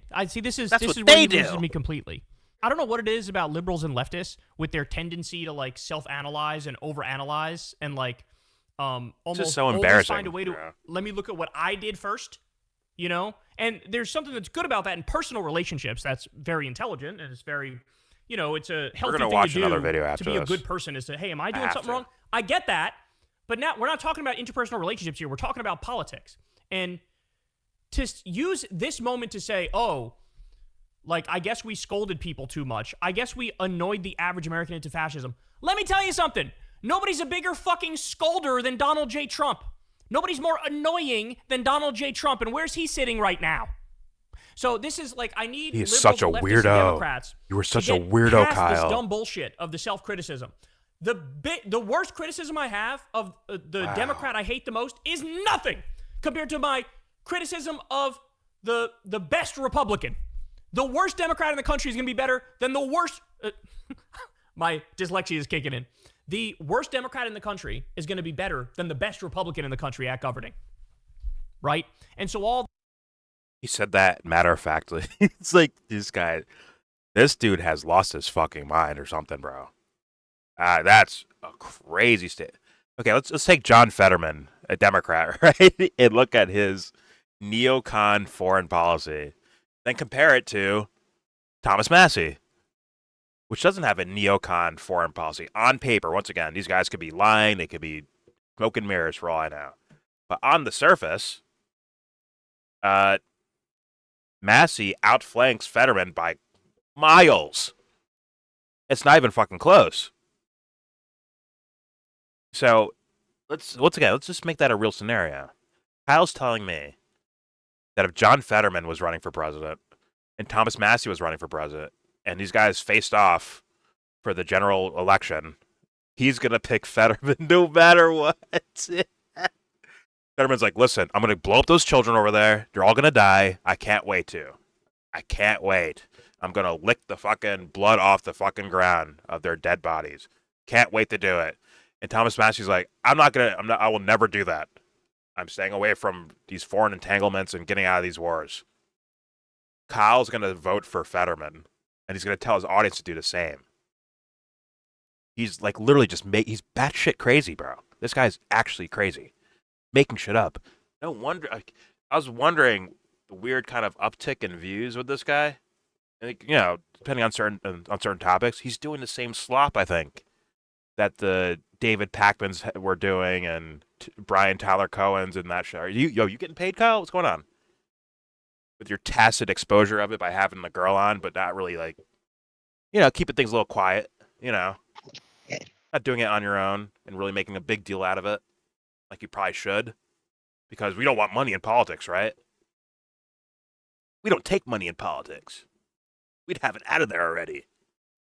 Holy fucking shit, bro. This guy is out of his fucking mind. Actually crazy. I'm reading this sentence on the screen. What the fuck did this dude say? He just said the worst Democrat, by his standards, the worst Democrat is better than the best Republican. And I brought the example of John Fetterman versus Thomas Massie. And it's like, one guy's going to blow up children. Once again, on paper. Anyone could be lying. They could be doing smoke and mirrors, like I said. But Fetterman on paper will blow up children. Thomas Massie on paper wouldn't. But Kyle's saying vote Democrat anyways. Which is what? Bat shit crazy. It's Alex Jones level shit, actually. Well, it's angels versus demons. There's no such thing as a good demon. There's no such thing as a bad angel. It's bullshit is what it is, Dubster. It's peak bullshit, peak partisanism. It's bullshit, and it's crazy, and he's actually trying to guide people in that direction. Or maybe he's just feeding off of them. I hope the regular Kyle listeners from years back left this motherfucker. And if I could do one, hey man, you want to get money out of politics? Listen, this will work for Kyle. I'll pay him to get out of politics. How about that? I'll pay him, and he can take the money out of politics and walk away from this shit. Like, retire, my man. It's over. You and Alex can walk into the fucking sunset together. Damn, we did it. We got a mansion. We're good. Move on. Leave. Holy fuck. Out of touch? Listen to this motherfucker talk. It's crazy. Once again, 18 minutes in, I'm still waiting for an actual critique here of the war criminal you're listening to. Also, that title's fucking crazy. That title's super crazy, bro. Like, yo, what have you, what did you Freudian slip into your title right there? Obama unloads on Trump's face. Fascism. It's almost his face, bro. Squint your eyes, can see his face. What does he think that brings into like just plain simplistic questions of what does he think the duties of governing is? It's like you could simply like fucking just cross list things to where you could examine that. Listen, It's Dubster. not a deep. It's not a deep thought at all. Dubster, listen. This guy is out of his fucking mind. I'm telling you right now, he's out of his fucking mind. Something broke his right. brain, or he's been full of shit from the beginning. But don't worry, after this video, Well- I'm gonna play something old from Kyle talking about Barack Obama. I'm gonna look for it. But go ahead, Well- go ahead. Hold on. They're like, in general, I think the opposite of Kyle. So let's just say I'm almost his opposition, like 100%, almost 100% his opposition. But I don't think so. I can But still, I can still see, as much as I don't like Democrats, they got one thing right that I agree with, and it's the whole fucking Gaza thing. And I'm not talking all Democrats. I'm saying a few. Yeah. So that means that barrier is not an actual barrier. It is up to individuals doing individual decision making. just like life has Because always had it be, like that's Republican exactly how life side- does it, isn't it? Right. The Republican side, besides Massey and Marjorie Taylor Greene and maybe a few more that just aren't out as much outspoken, are 100% the other way on the Israel Gaza thing. So Yeah. it really is. It's an individual's choice. Do they have the balls? Maybe that's the issue. Do they have the balls to take on certain things? But it's not 100%. The party says something, you got to do it. It's mostly that way, but there is points of contention that do let them like cross those barriers. So if I could say with my own determination, I really, really, really don't like Democrats, but I do think they got this one fucking issue correct. Fair enough. I mean, Then it's not a party thing. It's looking at individuals that are thinking or lack thereof thinking on other things. Yeah. Or they just disagree with me for their own reasons, which could be a realm of things why they disagree with me on things. yeah. Well, it's treat humans like humans, as in there's a whole complexity to everyone. Fair enough. But Kyle is moving like he's like anti-Jordan. That's what he is. He's like the anti-me. Where I'm like, yo, team playing is gonna harm us in the long run because now it's not about principles. It's about making sure your team wins. And that's exactly what Kyle seems to be engaging in right now. He's saying we, he's referring to himself and Barack Obama, the deporter in chief, the drone king, the first person to extrajudicially kill an American citizen, Libya, fuck my life, Benghazi, Syria, Iraq, And Afghanistan. this is He's saying we're and on the these are- same team. What the fuck? And this is where I'm supposed to just, since I'm mostly Republican, we're supposed to just sit here silently and let him wreck himself. And then, at the meantime, I'm avoiding him bringing up Bush's era, and I'm avoiding him bringing up the things Trump did, and just sit here silently and let him wreck himself by siding with Barack Obama, who did basically the same thing Bush did and what Trump's done. Yeah, basically. But obviously, I'm not like that. If I hear something that sounds off to me, I'm letting it fucking ring, bro.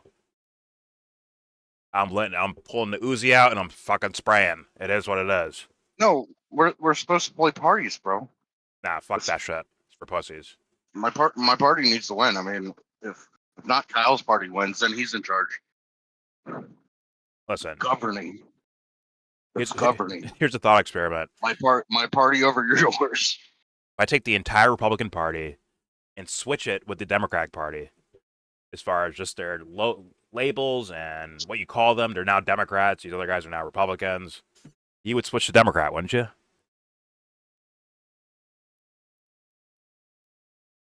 Right?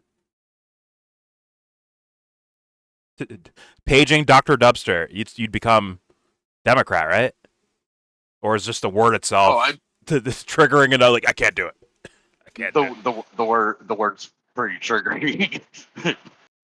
It's like, but that's like nonsense, though, right? And if Kyle did this, if Kyle's like, yeah, I can't do that, I'm staying with the Democrats, that'd be insanity, right? That'd be like, then what are we doing? What's our actual point here, then? What are we actually doing at that point? That means it's just full.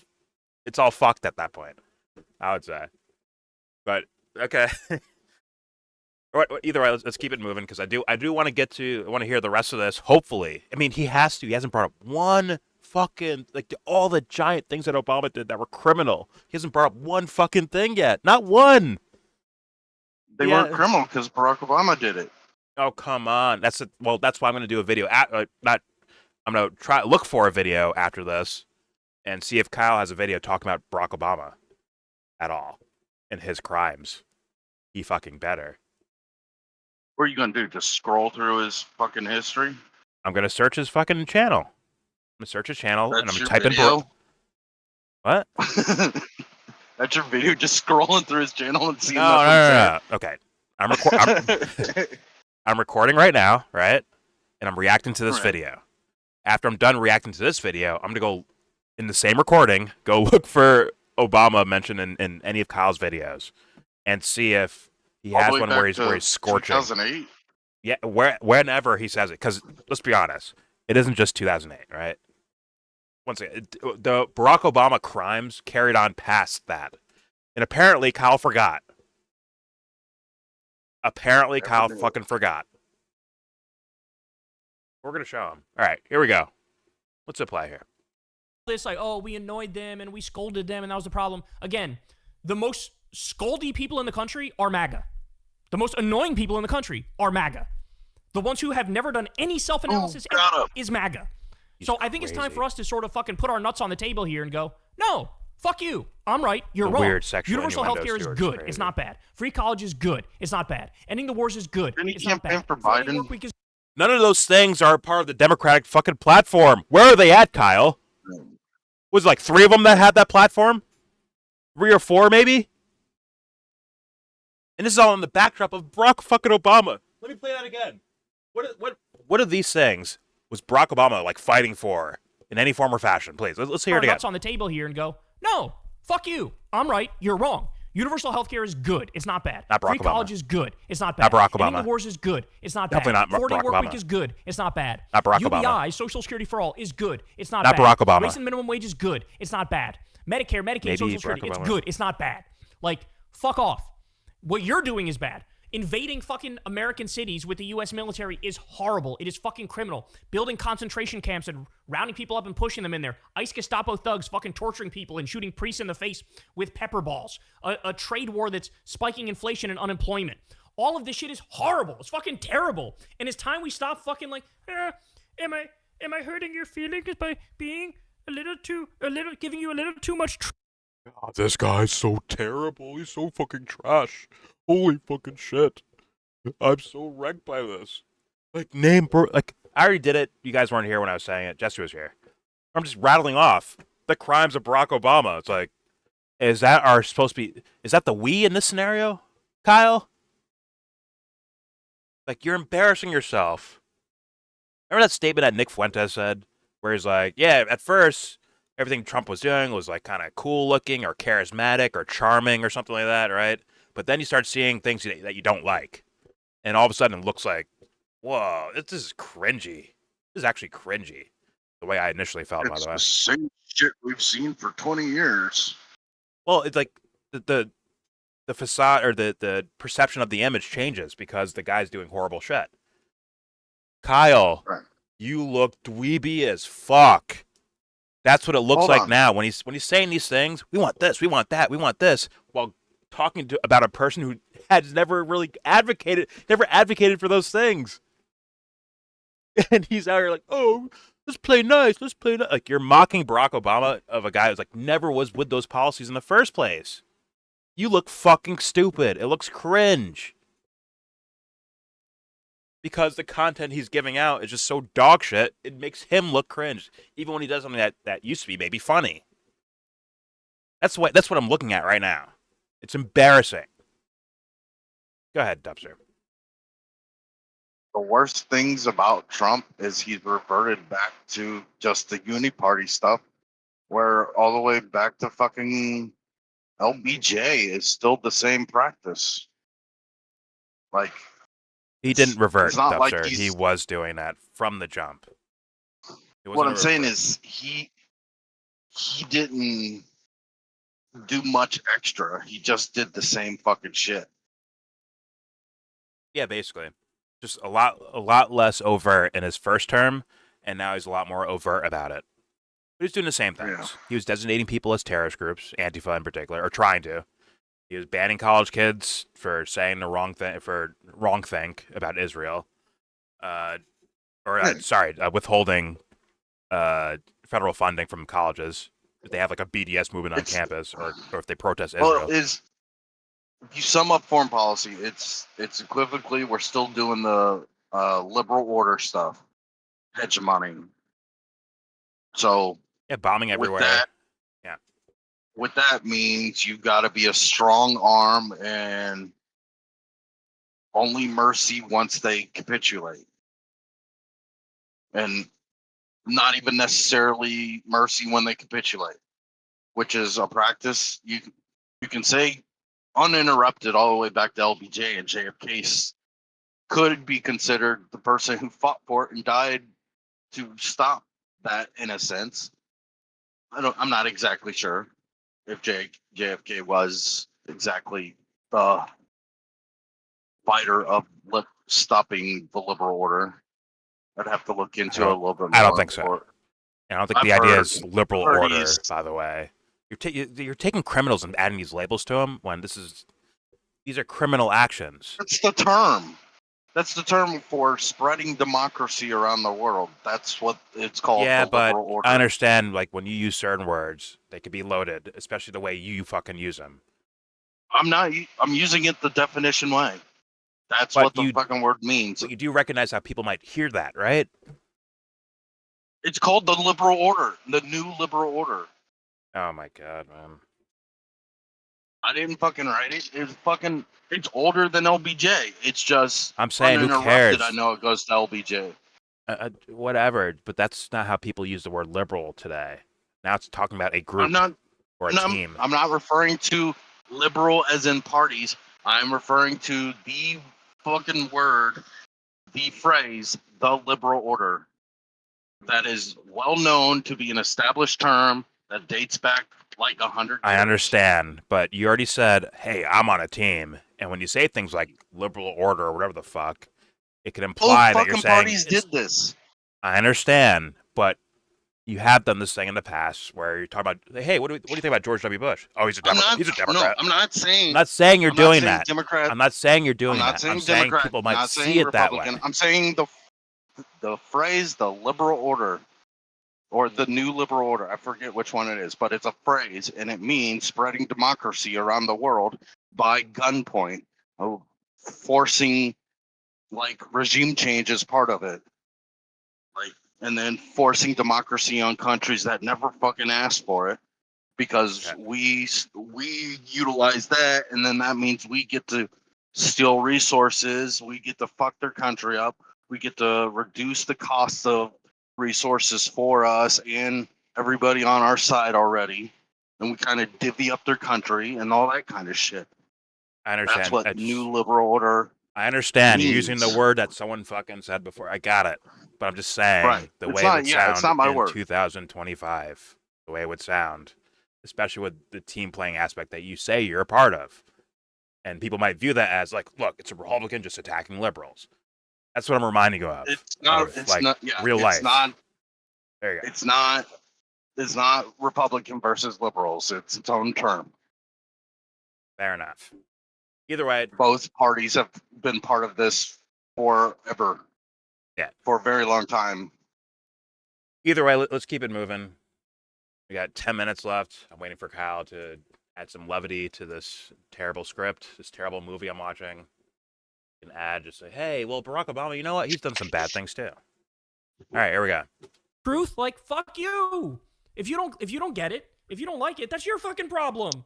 I'm just a medium for the information and the facts. I wouldn't be shy about if you don't just fucking like stopping that, this video. that's on you. That's not on me. Continued trash. So I'm sorry, but there's something in the nature of the liberal and the lefty and the Democrat that we need to break free of.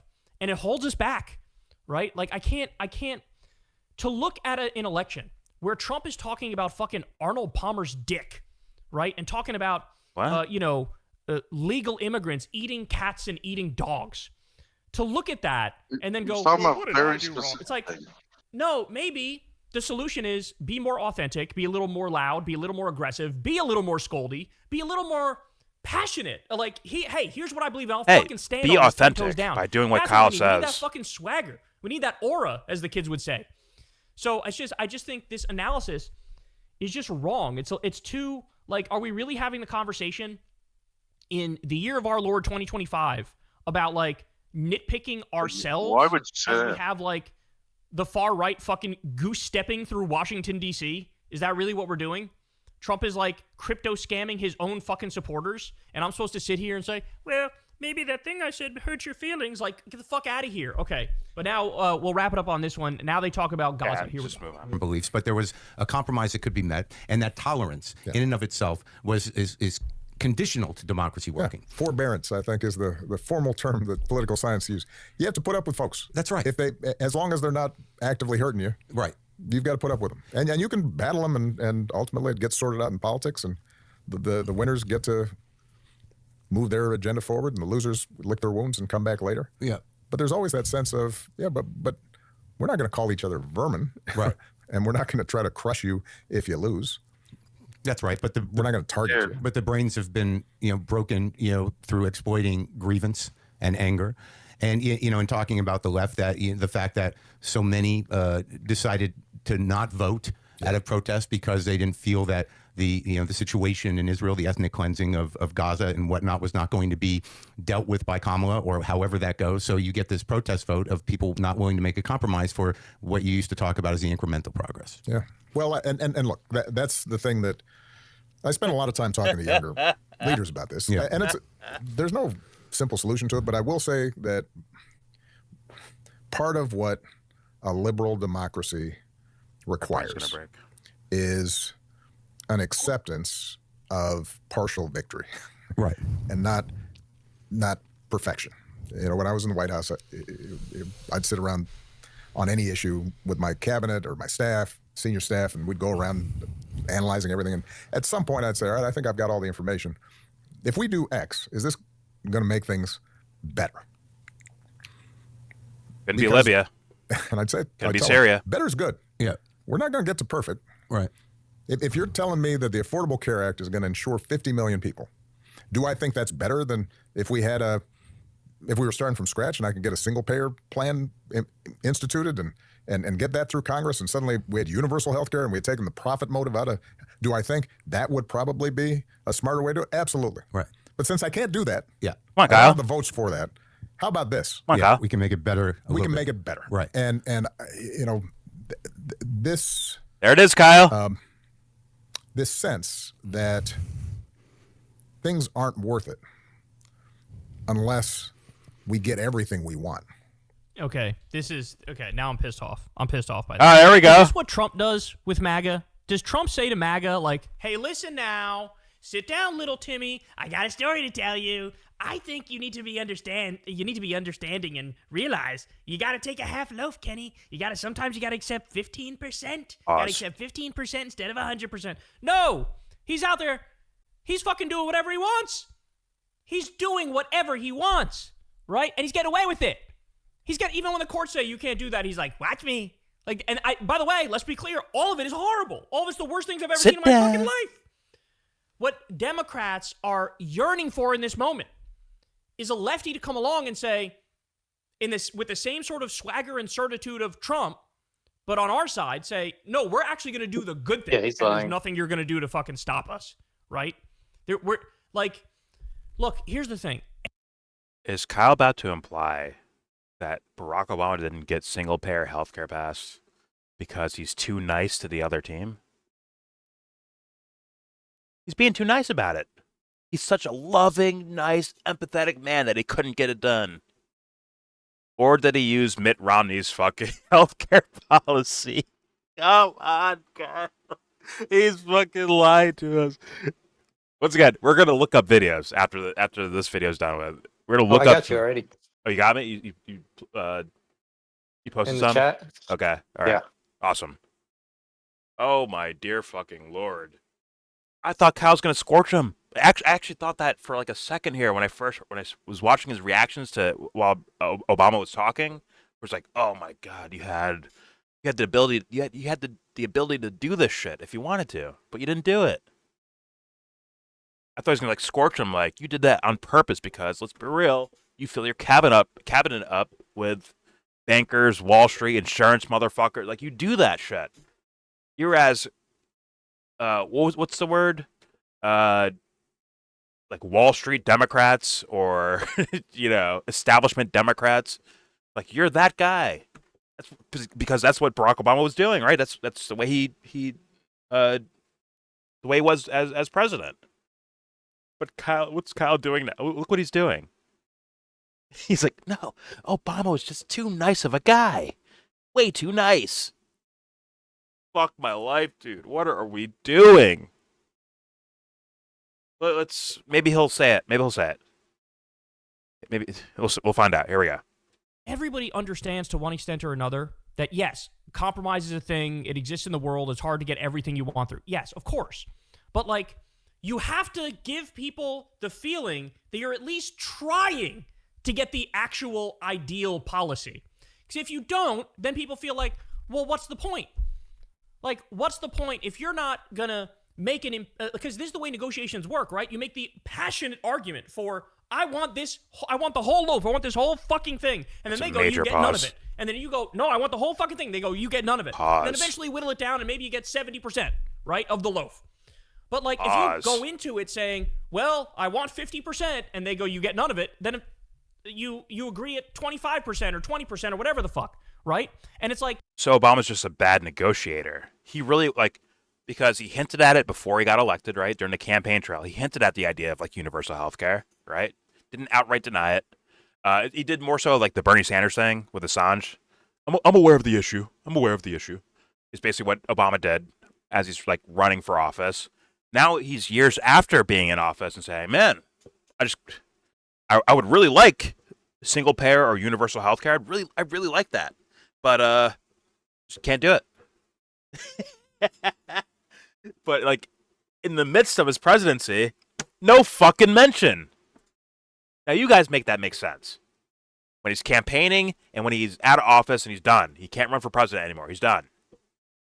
These are the times when he mentions universal health care as a thing that he actually wants to happen. But when he's actually legislating, when he's actually president, he doesn't do anything towards that, does he? And Kyle's looking at this. I figured Kyle would know that they purposely didn't get it passed. On purpose, Kyle. If I had to guess, he probably made a video talking about Barack Obama saying, yeah, we can't do that.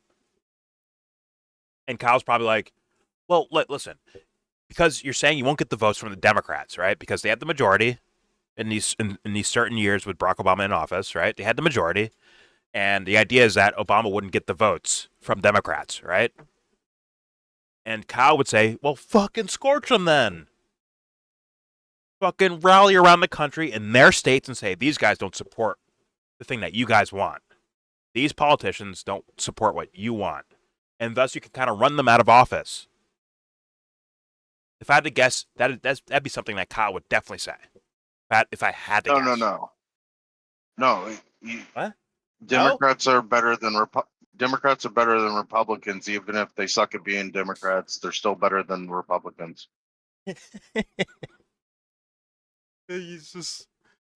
Oh my god. Once again, get Kyle the single Bluetooth dick in his ear shape thing. Get him one of those, and he's a bona fide fucking tool bag. The cycle complete. Here we go. I think that's what Obama... He said he was out of touch. This is definitely out of touch. Because he doesn't realize that he's giving off technocratic weakness right now. He's giving off incrementalist weakness right now. And the other thing is, it's always straw manning the people who are to their left. What the fuck was that? Technocratic weakness? What does that mean? He's giving off technocratic weakness? The fuck? You just fuck up with words there or something? Okay. All right, here we go. Okay. That's what Obama, he said he was out of touch. This is definitely out of touch. Because he doesn't realize that he's giving off technocratic weakness right now. He's giving off incrementalist weakness right now. And the other thing is, like, Okay. it's always like straw manning the people who are to their left.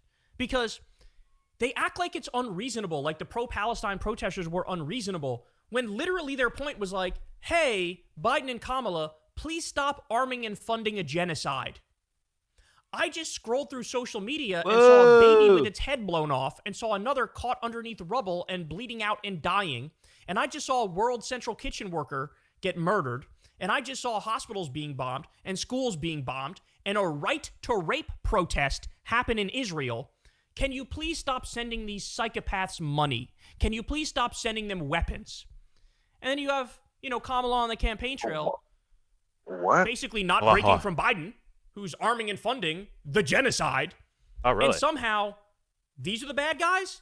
The ones who, saw what was happening? They just called a spade and said, that's bad. Let's not do that.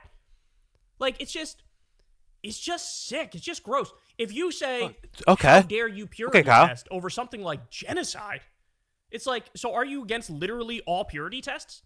I purity test my Democratic candidates. I make sure they're not in favor of slavery, right? If there's a Democrat running and they're in favor of slavery, it's like, I think that's disqualifying. I would say that's disqualifying. And I'm sure Obama would agree, and every Democrat would agree. Everybody's in favor of some purity. The question is, where do you draw the line? What's a reasonable place to draw the line? I don't know, man. I see the perspective of, hey, genocide, you could draw the line at genocide, right? And so the lack of, it's funny because the Democratic and liberal and leftist. Kyle, what's Obama lacking here? What's he lacking here? Or any of those guys? What is Kamala Harris or anyone? What are they lacking? Kyle, I want to hear that answer. Because he's telling us to support these guys and they're so much better, but what are they lacking, Kyle? What is the thing that you want them to have that's a red line for you almost? Well, maybe not a red line for him. Because he's still saying he knows these stories but still votes for him anyways. But what are they lacking? This is your chance to be really truthful with your fucking audience. Here we go. The lack of, it's funny because the Democratic and liberal and leftist tendency to self-analysis only happens in discourse with the right, where they're, what did I do wrong? But when it's to the left, when it's left-wingers criticizing them, they never do self-analysis. They're never like, are you right about it? No, because the left is stupid, dumb, arrogant, purity testing, losers, and so nothing they ever say is legitimate. But if somebody to my right criticizes, maybe I am wrong, let me fucking reevaluate everything about my existence. But if somebody to the left says, hey, that's fucked up, then how dare you, shut up and vote for me because I'm the only game in town. It's just, What? That's what we mean when we say you need to grow out of it. You know what I'm saying? And he admitted he's out of touch. This is very out of touch. Hold on. We need to at least feel like you're aiming for the whole loaf. If Bernie Sanders got in there, right, and we all know he's obsessed with Medicare for all. He's going to do his best to get Medicare for all. And then if at the end of the day we ended up with just a public option, I think most people would be like, okay, right? Because we know he's at least trying for all of it. Whereas Obama, you get the sense, maybe your ideal solution all along, you say it was single payer, but maybe it was all along Romney care, right? That's the issue here. And by the way, let me just be clear about this also. He's going to do it. To misunderstand what I'm saying. Okay, thank you. I would still take Obama over any Republican literally 10 out of 10 times. Not even fucking close. These are different leagues. The Democrats are eons better than the Republicans, and I hate fucking false equivalence bullshit. You just erased everything you just said. Having said that, we need the centrists in the party to have way more humility and to realize that, hey, no, maybe the way you actually take fascism on directly, which is what MAGA is to go hard left, is to do a clean break, is to draw lines and say, I'm not moving a fucking million towards you, bitch, right? He went back to crazy town. Obama is hard left. He went back to crazy town. I'm lost in the sauce. Is he saying no one? Wait. Is he saying no one in the Democratic Party is corrupt, and they're just They're making they're just making mistakes, strategical mistakes. Is that what he's saying? No, Oh, he was just saying, like, he said compared to any Republican. So he's just, at least in this last statement, he was saying that, like, relativism. But what wasn't he just like But what he said before that, he was saying like we need fucking Obama to do better in all kinds of ways. Where it's like he's saying everything he was doing is just completely wrong, but he's still better than Republicans. But he needs to just be further leftist. But It's just nonsense. He said everything in all kinds of different fucking ways. wasn't he just implying that they're basically strategically wrong? Harris's Gaza idea is strategically wrong versus the other side, I guess, is just doing straight up corruption. Am I hearing? I'm sorry. I'm replaying that entire fucking. That's right there. From Romney care and everything. Like, it's like he waited for the last minute. It's like, hey, don't worry, no one's watching this anyways. All right, let me just fuck it. Let me say the real shit.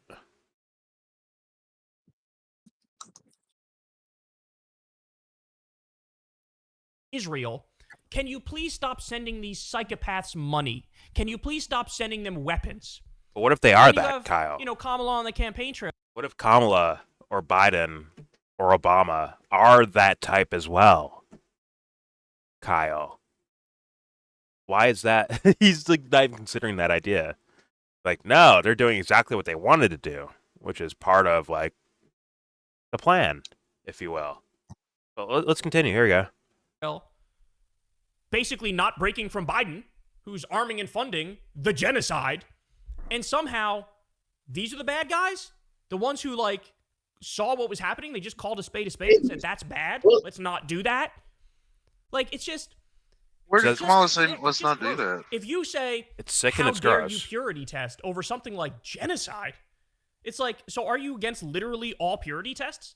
Like, I purity test my Democratic candidates. I make sure they're not in favor of slavery. And that shuts the party. If there's a Democrat running and they're in favor of slavery, shuts you it's like, down, I think that's disqualifying. Like, I would say that's disqualifying. And I'm sure Obama... But you told... Didn't I do a video where you just told Joe Rogan, like, yo, you should have voted for Kamala? Yeah. Didn't he say that? He said that. You should have been campaigning for Kamala, not just voting for her. And now he's saying these things, these problems with the Democratic Party, with these candidates, could be disqualifying. He's saying that. I'm so confused, actually. And the purity test thing too. Democratic presidents would not stop what's happening with the genocide. They would not have. No, they're still saying it now, Jesse. Kamala Harris is doing interviews, still saying that. It's like, yeah. Like their words imply that their policy would be pretty reflecting to Trump. Like, very similar. Yeah. So, like, stop the mouse. Is he saying Obama would be better? Is that what he's saying? He's definitely saying better. I think it's strong better. But he's saying like certain things are disqualifying. Right?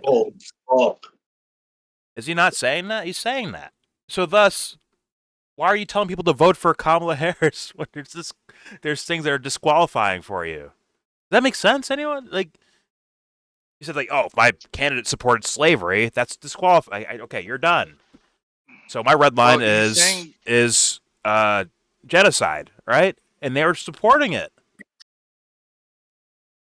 He's saying there should be a purity test on who is pro-genocide and who's anti-genocide. And if you're pro-genocide, you should be out. Mm-hmm. But the people he's talking about he wants in are pro-genocide. No, yeah. I think he's saying, if people don't support you, I understand, and I'll leave it be, because maybe their red line is genocide, but I will support you because I'm a little strategic, little fuckface pussy. So thus, I will support you just for the sake of strategy. That's maybe what I'm getting here. But it's just like Well, I'm confusing, saying, and when you put them next to no, each other, it just doesn't make. It just we sounds know the weird. stance. We know the stance of Kamala Harris on the Israel-Gaza thing, and it was still on the side of Israel, quietly trying to, at the same time, because she knew her party was full of people who supported Gaza and the issue. Oh, I need to say a little bit here, but I'm going to still give money to Israel. So we know her stance was to like play the game, dance the line But like, as best she could. yeah. So her purity test with the question he proposed here, can we have a purity test of genocide is bad, which the person he's promoting would fail that purity test. Exactly. Exactly. And then like, but once again, maybe speaking for like, hey, these guys that use a purity test with you candidates because of your support of this genocide thing. All right? He's saying like, oh, I understand why they're doing that, and you can't get mad at them for doing that. I'd say fair enough. But why was your advice to Rogan to that's where it's breaking my brain at, Dubster. That's where my brain gets broken. Is when he's saying like, "Oh, Joe should have fucking voted Kamala. You should have voted her instead of voting She Trump." would I'm have like, done shouldn't the genocide answer be better. like, wait a minute? I She would would have done the assume. genocide better. Oh, okay. I assumed once again, Joe's a dumb fuck, right? Put all things on the table as far as on the surface reading from dummies, right? Their on the surface reading is that Trump's going to get people out of wars, out of conflicts, out of genocides, not go into them. So Even though he didn't, he campaigned like that. exactly. Thus, it would actually be more consistent for Joe Rogan to support Donald Trump as an idiot, right? Not as a person who knows any type of foreign policy reports or stories in regards to these candidates, but as just an idiot. In a way, is he kind of justifying it? He would make it make sense then at that point. Because Is Kamala he was not in a? office already, won the fucking thing, kicked off. She was in office and nothing changed. Right? Is They're still Kyle funneling forgetting weapons. that? Yeah, God. Is Kyle forgetting that Joe Rogan invited both Kamala Harris and Donald Trump to interview, and only Donald Trump showed up? Is he forgetting that? I So what are you I've heard expecting that. from Joe Rogan? This person showed up. This person didn't show up. I've heard that. I don't know the exact details on that, on who did what and who accepted what invitation or whatever. But I'm just saying, like, this is. You can watch the Donald Trump interview. You cannot locate a Kamala Harris interview. I'm just saying, like, let's say Joe Rogan's purity test was Gaza. Let's say that was the purity test, right? Kamala was in office the entire fucking time of it, and Mhm. nothing changed. Nothing changed. So what do you if that was his main topic, and Trump's out here saying, "I'm going to end the war, we're going to get it done with," or well, Trump said, "Finish the job," which could be seen as like a very bad thing, very negative. But let's say it's a dumbass like Joe Rogan, and there's like, yeah, maybe he means he's ending the war right there. Okay, I'm with it. He's ending the genocide. That's my purity test right there. Guess what? On the surface, you can make more of a case for Trump than Harris in regards to that specific purity test. Right. Then you have Ukraine, Russia as well.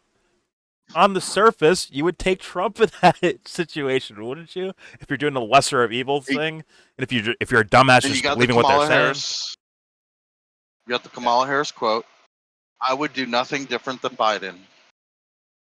Exactly. And her stance on Iran was Iran's the biggest threat to the world and all that stuff. Like, there's things that, like, they're there. So what the fuck is Kyle doing? That's I'm fucking wrecked. Maybe he knows more to the story, but then again, him saying he knows more to, like, okay, I don't just trust Trump. Trump is going to do something horrible in these foreign policy things. And it's like, but you're also telling me right now that Kamala Harris would do the same shit. Funding and arming and funding a genocide? You just said they would do that. I'm so confused right now. Like, what the fuck are we doing? What's our point here? Okay. All right. Let's keep going. I guess this is a quasi redemption for Kyle, even though he's still telling like his advice would be to vote for Kamala Harris in 2024. Like that would be your thing to do. Vote for Kamala Harris. But she will arm and fund a genocide, though. It's like, yo, what the fuck? All right, here we go. Would agree, and every Democrat would agree. Everybody's in favor of some purity test. The question is, where do you draw the line? Like, what's a reasonable place to draw the line? I don't know, man. I see the perspective of, hey, genocide, you could draw the line at genocide, right? Hey, maybe, yeah. And so the lack I of, hope. it's funny because the Democratic and liberal and leftist tendency to self-analysis only happens in discourse with the right, where they're, oh, what did I do wrong? But when it's to the left, when it's left-wingers criticizing them, they never do self-analysis. They're never like, oh, are you right about it? No, because the left is stupid, dumb, arrogant, purity testing, losers, and so nothing they ever say is legitimate. But if somebody to my right criticizes, oh, maybe I am wrong, let me fucking reevaluate everything about my existence. But if somebody to the left says, hey, that's fucked up, how dare you, shut up and vote for me because I'm the only game in town. It's just, like... So they're running game and you know it. We say, you need to grow out of it. You know what I'm saying? Like, and he admitted he's out of touch. This is very out of touch. We need to at least feel like you're... The thing you just said was happening when he was running for fucking president. You kidding me? That was there, Kyle. And in fact, I think he took advantage of them by using certain rhetoric on the campaign trail, just like Trump did. Take advantage of the constituents, of the audience, by saying certain things, or maybe making it sound like he's leaning in a certain policy direction. He's saying those things to get their fucking votes. Then when he gets in office, he doesn't actually do those things. Duh. Out of touch? These things were happening back then, Kyle. Don't you fucking remember, dude? What the fuck? Remember Hope and Jade? Remember all that shit? Remember the parades and every radio station? Iraq War. Yeah. Every radio station. Oh my God, we got our first black president. He's going to do this. He's going to do that. He's going to save the fucking world. Remember that, Kyle? Then he didn't. And people started pushing. That was happening during his fucking presidency. You know what he said? Fuck you, shut up. It's like he's retconning Obama's fucking presidency. Like, actually. Not like. He's actually doing that. Jesus, man. Okay, let's play more. Here we go. Aiming for the whole loaf. If Bernie It's a major Sanders pause, got by in the there, way. right? Major pause. And we all know, he's obsessed with Medicare for all. He's going to do his best to get Medicare for all. We don't fucking know that, Kyle. Because, once again, Obama was going to do this. Obama was going to do that. Trump was going to do this. Trump was going to do that. They don't happen. Like, ever. We've never seen it happen, actually. Right? So, guess what? Bernie getting in there is not a guarantee of anything. And the fact that you're not suspicious of that in any form or fashion is just crazy. It's like, it's batshit crazy. Actually batshit. But here we go. And then if at the end of the day, we ended up with just a public option, I think most people would be like, okay, right? Because we know That's what we have, right? Fighting for all of it. No. Whereas Obama, you get the sense, no, maybe your ideal solution all along, you say it was single payer, but maybe it was all along Romney care, right? There you go. That's the issue here. And by the way, let me just be clear about this also. I don't want anybody to misunderstand what I'm saying, because I would still take Obama over any Republican literally 10 out of 10 times. It's like not even... no one get this twisted. Listen. Israel has the right to defend itself, and it has the right to exist. That's basically what I'm hearing right there. Let's continue. Like, yeah, we get that. Got it. But thank you for telling us such things. Here we go. Even fucking close. These are different leagues. The Democrats are eons better than the Republicans, and I hate fucking false equivalence bullshit. On the surface, Thomas Massey is better than Barack Obama. On the surface.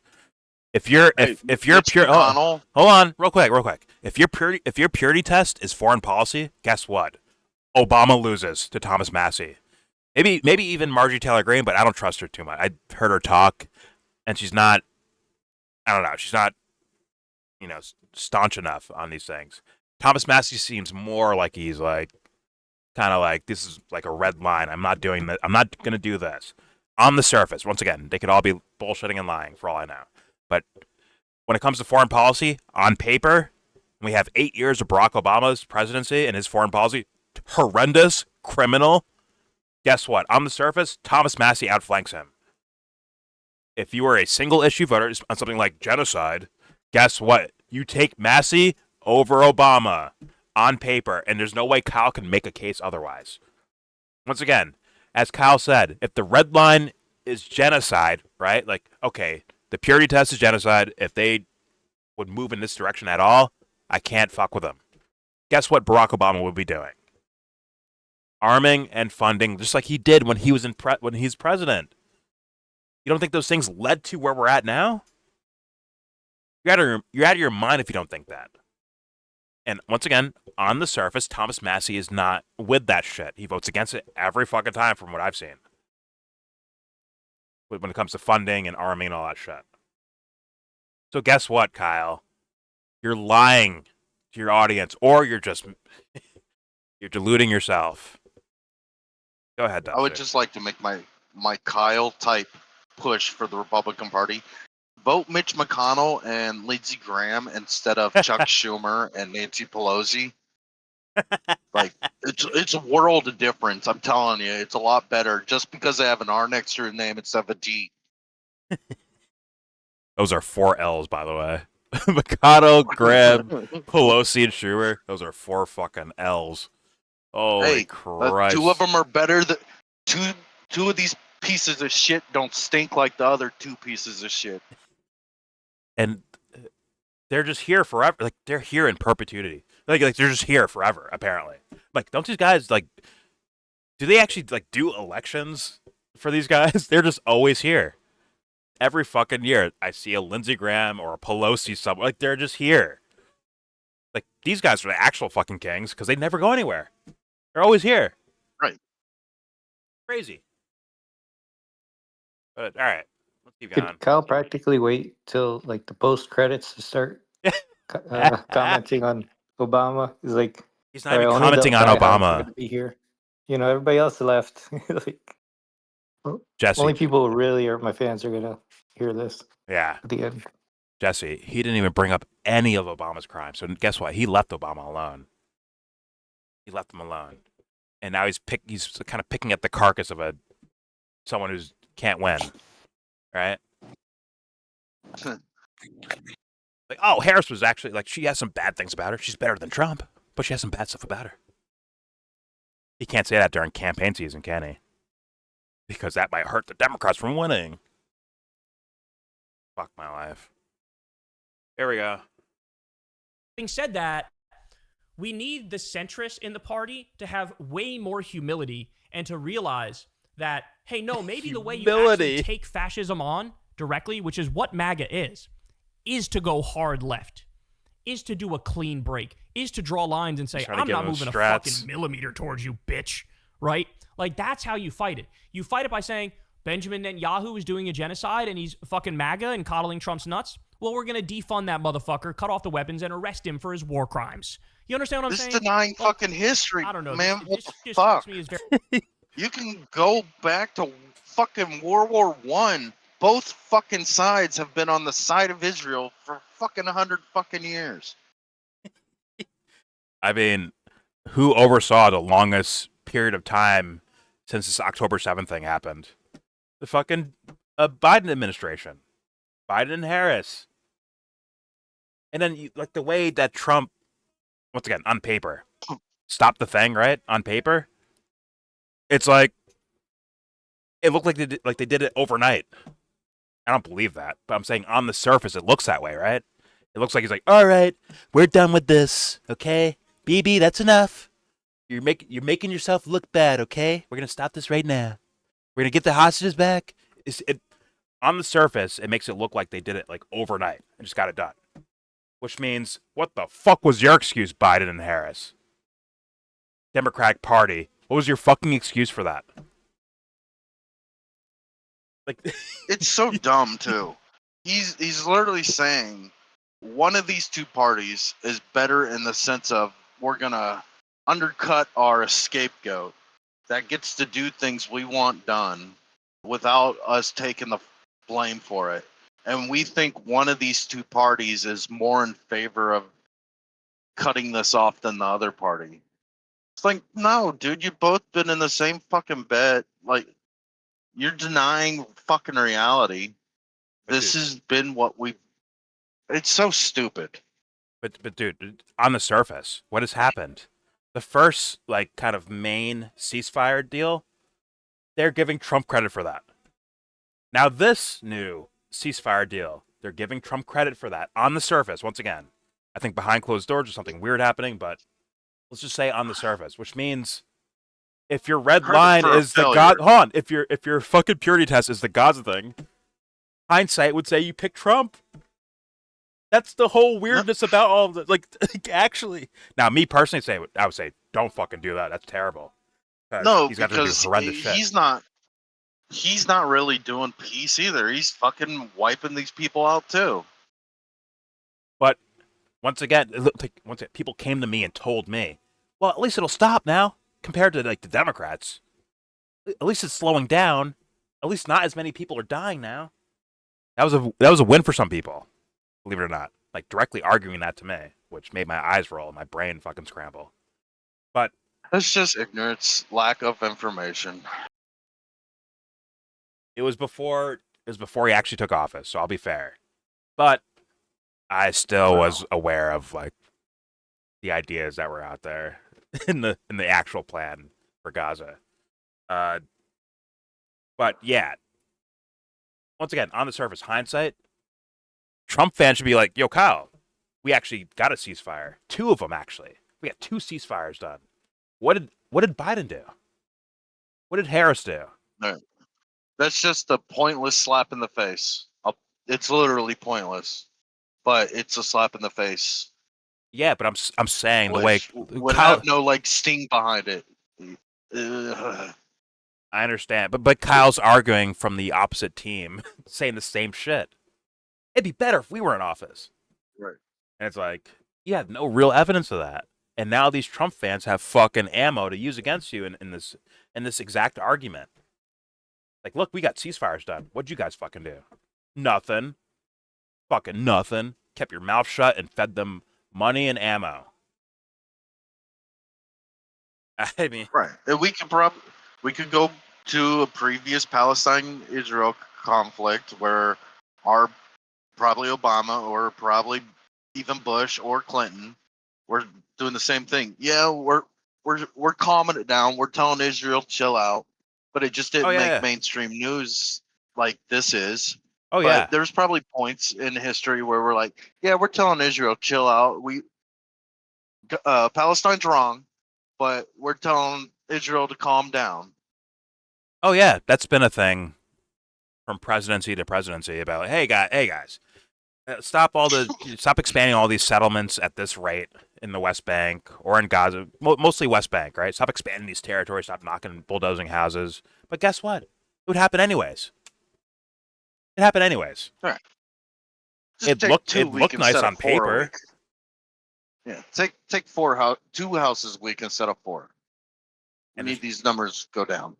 Well, there's never a real like dangling of like, hey guys, we'll not give you weapons and money if you keep doing this shit. That's never been a threat ever when it comes to the presidency that I've seen. That is not like, especially in modern era, that has not been a threat at all. They say, hey guys, can you stop just expanding settlements so fast like that? I mean, we're still going to give you money and weapons and all that shit and fund your Iron Dome and fund your fucking missile systems and all that shit. We'll still do that, but just slow down. Hey, man, can you please slow down a little bit? Don't worry, they just keep going. At least make everybody turn the cameras off before you shoot them in the face. Actually. That's actually a thing. Hey, man, I saw that thing. Tell your boys to stop filming all this stuff, okay? Just like under the rug, man, under the rug. Destiny. Yeah. Quit filming your fucking massacres. Stop shooting TikTok videos of you dancing in someone's fucking house where a family got massacred in. Stop dancing about it. All right, here's more of lame Kyle. I'm sure it's basically over. Here we go. Very chicken shit. He goes back to this like elementary school rant of like, well, we can't always get everything we want. And it's like, yes, but you have to at least try and fight. Look at Trump. Trump is fucking getting everything he wants by just doing it, right?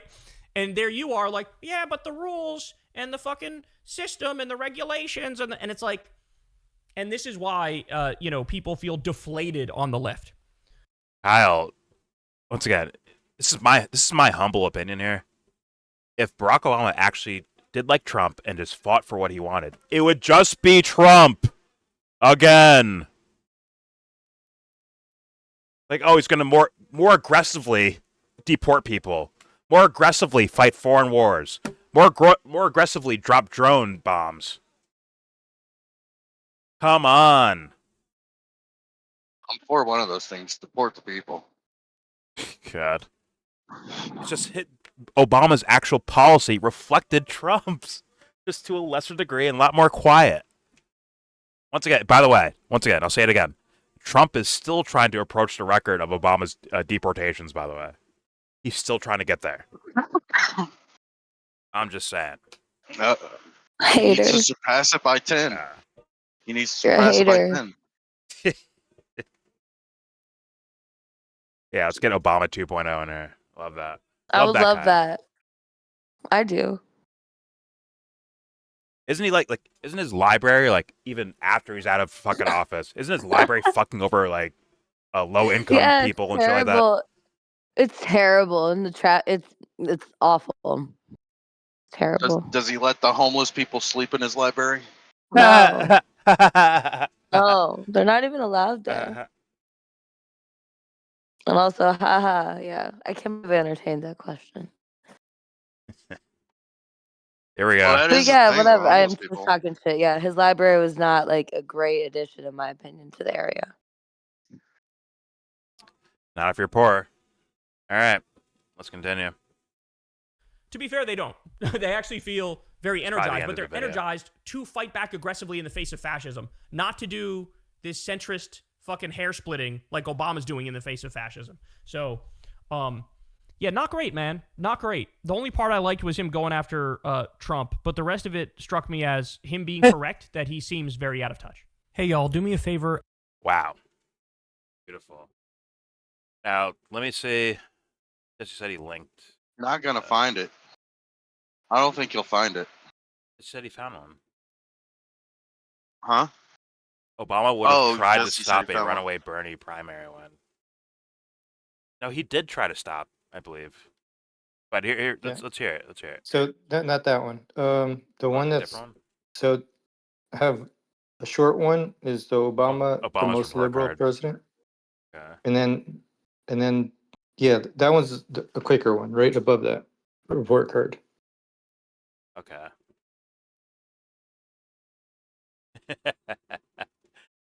All right, I want to hear a little bit of this. Okay. 133 mark. What year is it? 11 years ago. I think it was 8 years or 11. This one's 11 years ago. Is Obama the most This is the liberal end of- president in U.S. history? Laugh out loud. These videos Under are from the end Obama, of his the presidency. private Say that last part again. Look at Sorry? this fucking dude. They're from the end of Obama's presidency. These videos. Okay. Let's hear it. Here we go. Here are the facts. Under Obama, the private sector has increased by 8 million jobs. The Republicans should love that. He's cut 750,000 government jobs. Cut 750,000 government jobs. Again, Republicans should love that. He tried to get the war in Iraq extended, but he couldn't get a deal, so we withdrew on George W. Bush's timeline. He's currently trying to Pause. expand the war in Afghanistan until 2020. Aren't we still in Iraq? We're always everywhere. We're still in fucking Germany. Oh, okay. Dubster. We're still in Germany. Yeah. Shit. Yeah. And it's not all the time. It's a lot less than maybe before, but there's still active combat scenarios that happen in these areas. Not Germany, obviously. I mean, like the Middle East. For sure, there's active combat situations. But, all right. Let's keep going. government jobs. Again, Republicans should love that. He tried to get the war in Iraq extended, but he couldn't get a deal, so we withdrew on George W. Bush's timeline. He's currently trying to expand the war in Afghanistan until 2024, another 10 years. Is that progressive? He's expanded the surveillance state and the NSA. Guantanamo Bay is still open. We still have 900 military bases around the world. I forgot to say Guantanamo. He made 98% of the Bush tax cuts permanent. Even the Republicans couldn't get that done. George W. Bush couldn't get that done. But the progressive Obama got the Republican tax cuts permanent, 98% of them. He passed the Republican-made individual mandate healthcare plan. It was originally made up by the Nixon administration. Then it was codified in the early 90s under the Heritage Foundation, which is a right-wing think tank. Republicans like Chuck Grassley and Newt Gingrich supported it in the 90s. Now, Obama passed their plan, another Republican idea. He cut the deficit in half. He hasn't gotten the minimum wage increased. We haven't increased unionization. We haven't gotten immigration through. There's no Medicare for all. Aren't those the list that Kyle was saying of things that would happen if they, what do he call it? He didn't call it succession or seceding, whatever the word is. He called it something else, but like a divorce, right? The blue states are in charge. We would get all that stuff. He's saying like, oh, we need to divorce from these Republican states and just do our own fucking thing. These are things he said we would get if that happened. But now he's saying when he had a fresh memory and not like a good old days memory. Yeah. Incredible. Like, it's, come on, man. It's either epic levels of incompetency or scumbaggery. Like, in my opinion, like, why would you not disclose this? Like, he's mad about people cut the deficit in half. Okay. He's mad about people like whitewashing George W. Bush's era, right? Like, you in a way just did that with Barack Obama. Like, not even in a way. I think he did it basically, right? Kind of whitewashed it by lying by omission, not saying these things that this guy was a part of blatantly, and that no, they're not some sort of better beacon of righteousness. Like, they're not. Like, oh, they don't get things done because they're so polite. Is that what it is, Kyle? Is that your diagnosis? That Barack Obama is too polite to push for policies that he claimed to fight for? It's a matter of politeness? Get the fuck out of here, dude. Here we go. Last couple seconds. Haven't increased unionization. We haven't gotten immigration through. There's no Medicare for all. There's no universal education. Poverty is up. Middle-class wages are still stagnant. Okay. We haven't done a New Deal. I can go on and on. Not only is Obama not the most liberal president, he's not even liberal. All right. Wait. What? I wanted to pause right there. Say that again? Say that again for me, Kyle? We haven't done a New Deal. I can go on and on. Not only is Obama not the most liberal president, he's not even liberal. All right, last one. A wreckage. Absolute wreckage. Everything will be linked in the description box for you to watch these on your own. I'm sure Kyle fans ran away already. What's this? Wait. The wrong one. Okay, this one, 5912. Yeah. Beautiful. Our infrastructure gets a grade of... Oh my god, I forgot about the fucking water, dude. The Flint water thing where he fake drinks. Oh, tastes fine to me. Delicious. Like, fake drinks it, bro. That shit was criminal. Holy fuck. Infrastructure graded broke deportation record. He pushed TPP. South Korea, Colombia, Panama trade deals, expanded NSA spying, Guantanamo still open, Wall Street bailout. Didn't prosecute Wall Street. Didn't prosecute torture/war criminal. Love it. Love it. Yeah, there's multiple slides, but this looks like it's the recap of like the video. Yeah. I guess the second half of the video. Fair enough. Let's hit play here. Here we go. still has Because no there clean is more water. to this list. 100% there is. Our infrastructure gets a grade of D. Broke the record on deportations. Pause. Pushed TPP. Signed trade deals with South Korea, Colombia, and Panama. Expanded NSA spying. Left Gitmo open. Wall Street bailout. Didn't prosecute anyone from Wall Street. I mean, Didn't the bailout prosecute was any egregious. tortures. Had a supermajority, but didn't get single payer. Didn't even. Kyle, no, he did prosecute during the with the bailout thing, the Wall Street and the crash. One guy. Well, you had Bernie Madoff, right? But then you also had banks that they got fined, right? They had fines for. Yeah, they got fined, but don't worry, we gave them money to pay off their fines. So I guess more in a than way, their fines. Yeah, more than their fines. well, you got to make some profit when you're getting fined. You got to make a profit, okay? So you pay off your fine, but don't worry, you made some money at the end of the day, right? You're good. Isn't that when we started like giving banks money at 0% to lend out at whatever percent they want? I mean, would we get that? 0% interest? Would we ever get that? Ever? No, you get the percent. If the banks get They get the 0% zero, you get the interest. percent. Got it. If the banks get 0% interest, the best we would ever get is like 5%, right, for a home loan. They That got to would be make the some best money, if you Dubster. were, Christ. That's if you had 800 credit score. Why trying to hold the man down? Let him do his thing, okay? Get out of his way. Got to make a profit. All right, here we go. Hey, man, just you know what it tells you. Your goal should be to be a banker. Your goal in life is to be a banker. All right, what's that play? Street didn't prosecute any By the way, tortures. there's a long Had list a of financial crimes that supermajority, are but just didn't get crazy. single payer. Didn't even try to get free college. Especially in that little Didn't get a time period. minimum wage increase. Didn't legalize weed or Oh, there change it the is. scheduling. Gave Israel $38 billion. Gave Saudi Arabia Oh, billions. I forgot about in, Yemen and Saudi Arabia. I forgot about that one. Did a drone strike on a 16-year-old American citizen. Oh, okay. Made most, There you go. Most of the Bush tax cuts permanent. We're still in Iraq. We're still in Afghanistan. We're also now in Pakistan, Yemen, Somalia, Syria, and Libya. So he didn't fight U.S. empire. And he didn't even try to get money out of politics. So all things He is considered, money in politics. Oh. what grade mean, this Kyle knows am that. I giving President Obama?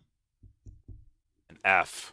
F I was minus. going to do letter grades, but at the last minute, I decided to change and do numbers. Mhm. I'm giving Obama a 67. What? President Obama gets a What? That's still an F. 67? No, that's passing, bro. Still an F. That's passing. Like more good than bad. More good than bad. Oh What do you say? God, dang it! We just Wait, saw the list, right? Is that a D? Really quick, that a- if you have any young viewers, they're gonna appreciate my reference of 6'7". That is all. I have no idea. That's true. 6'7". I know you don't exactly. Thank you. Star 67? I don't fucking know. I don't know either. I'm old. Anyways, Yeah. that's a passing grade, isn't it? I thought 65 is 65 is just passing, right? 64 is failure. I fucking forgot. Either way, Is it 50? For me, it was 59 or 69's an F. I forget which. they're being nice to you and let you pass with a 59, Dubster. There's the teachers being nice. I I never got an F. I just dropped the class. Out of there. I never got an F. I 67 just is dropped the definitely a class. D plus. That's a D plus. Okay. Pause. That is a pause. Yeah. Plus, yeah, 6'7". Really. Listen, we don't want Dubster coming back to school again. Let's just pass him, get him out of here. Get him the fuck out of the school already. We don't want him back. He's not really great Yeah. for the school board, like dollars that we have to get. There's like all kinds of things, Dubster. You just aren't good for the district. You gotta go. For math, Alright. they were gonna fucking skip me grades. For everything else, they were like, "You're right in the grade you need to be." All right, let's see what Kyle means by the 67% score here. Here we go. 67% in office. 6'7". So, in other words, 6, 7. he doesn't I got fail nothing. because that good column is pretty long and it's got a lot of very important things on there. and we would have never gotten it with a Republican president. Oh, okay. So President Obama... So at least Kyle's consistently a fucking dweeb. But here we go. Passes. No righteous backbone. But the weight of the negative is so immensely strong that he barely passes. And... Kyle, you can't go to a little kid in Libya and say, hey, your life got destroyed, but guess what? We got Meals on Wheels over here. That's kind of a positive, right? You will never make that argument to me, ever. I will never accept it. Ever in life. If you do, someone needs to bomb your fucking house. Like, hey, how's it feel? Is this okay? Now it's your life that gets harmed when this guy's doing these things out here. Don't worry, someone else will get Meals on Wheels, Kyle. Will you sacrifice your house, your bodily health? Will you sacrifice that for Meals on Wheels for someone else? Would you?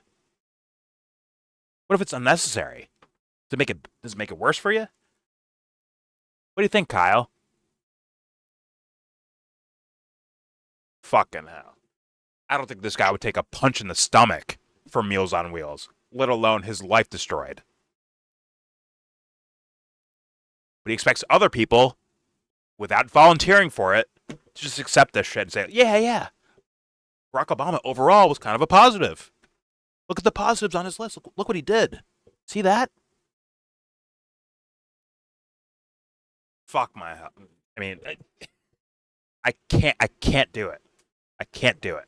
It's outside of my range of ethics. Way outside of it. Positive. He wasn't a Republican. That's a positive. Oh, okay. Look, Obama built, a swing set at a school. But you kids over there, your school bus got blown up. You guys are dead. You sure he didn't get a 40 and he just granted him 37 points for not being a Republican? They added 37% weight onto the grade. Okay.